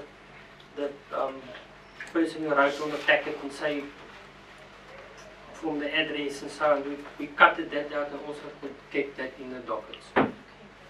Thank you. Colonel, I just wanted to find out, have you received any training in respect of explosives? No, I didn't receive any training in explosives. I've played with it a bit, but I'm not really a explosive expert, but no. Thank you. And then just a last question I would like to find out, do you know what an SAP-21 is? Yeah, SAP-21 is it's like an official police note. So you can use a SAP-21 basically for communication. So you can, if I can give for instance a example, if you can use it for anything. So if I want to take leave, for instance, my brigadier recommends it, and with that leave is my leave planner, and then the general in Pretoria is approving my leave. So I must, on the SAP-21, I must write there for the period I'll be on leave, and for instance, Lieutenant Colonel Russ will be acting for that period, and I had to attach that as well to the general so that he can see. He cannot just approve my leave without knowing he's going to act. So a SAP-21 is like a official police letter. You can use it for a lot of stuff. You can, like a letterhead. like a letterhead. You can even use it for giving some information if you want to. So it's not a... No. Do you know if any fingerprints were lifted at the scene? No. And do you know if the SAP-21 form is used for fingerprints specifically?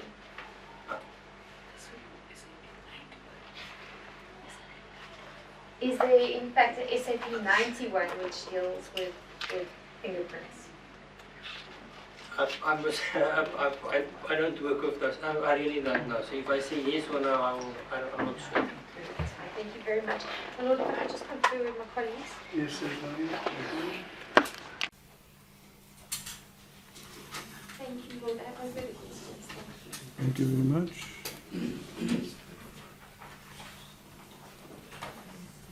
Mr. Vani, what is your position? Yeah, we just have a few follow-up questions. I see the time is now 4:45. I think we can start, but not finish in 15 minutes.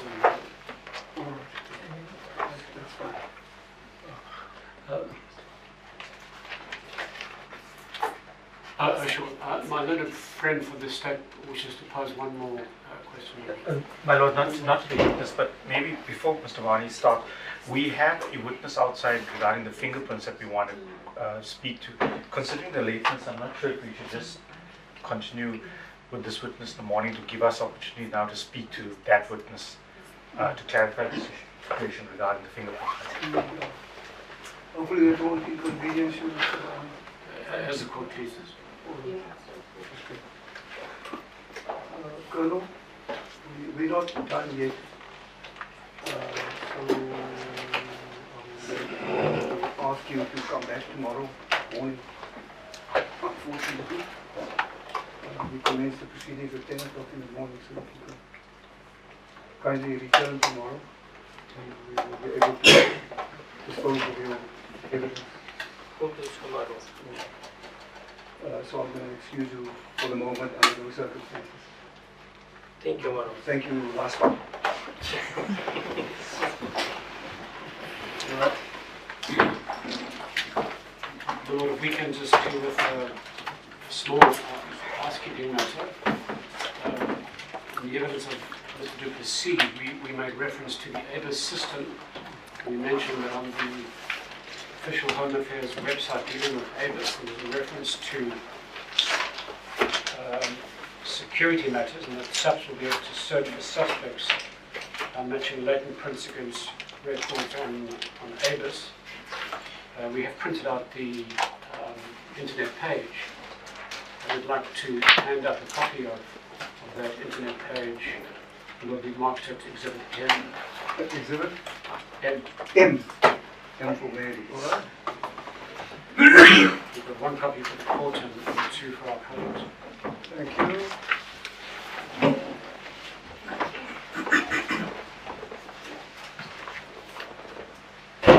You see that as Exhibit M. It's something from Home Affairs. Indeed, we will. My Lord, one other housekeeping matter. We're indebted to my Lord for arranging a running record. Would we be able to get access to that running record, my Lord? Yes, I can't see any difficulty about that, Mr. Barney. You should be able to. Otherwise, you will just give an indication if you have a difficulty. We will do that, my Lord. Thank you. Yeah. Right. Thank you. We will then adjourn the proceedings until tomorrow morning at 10 o'clock. Order adjourned. All right.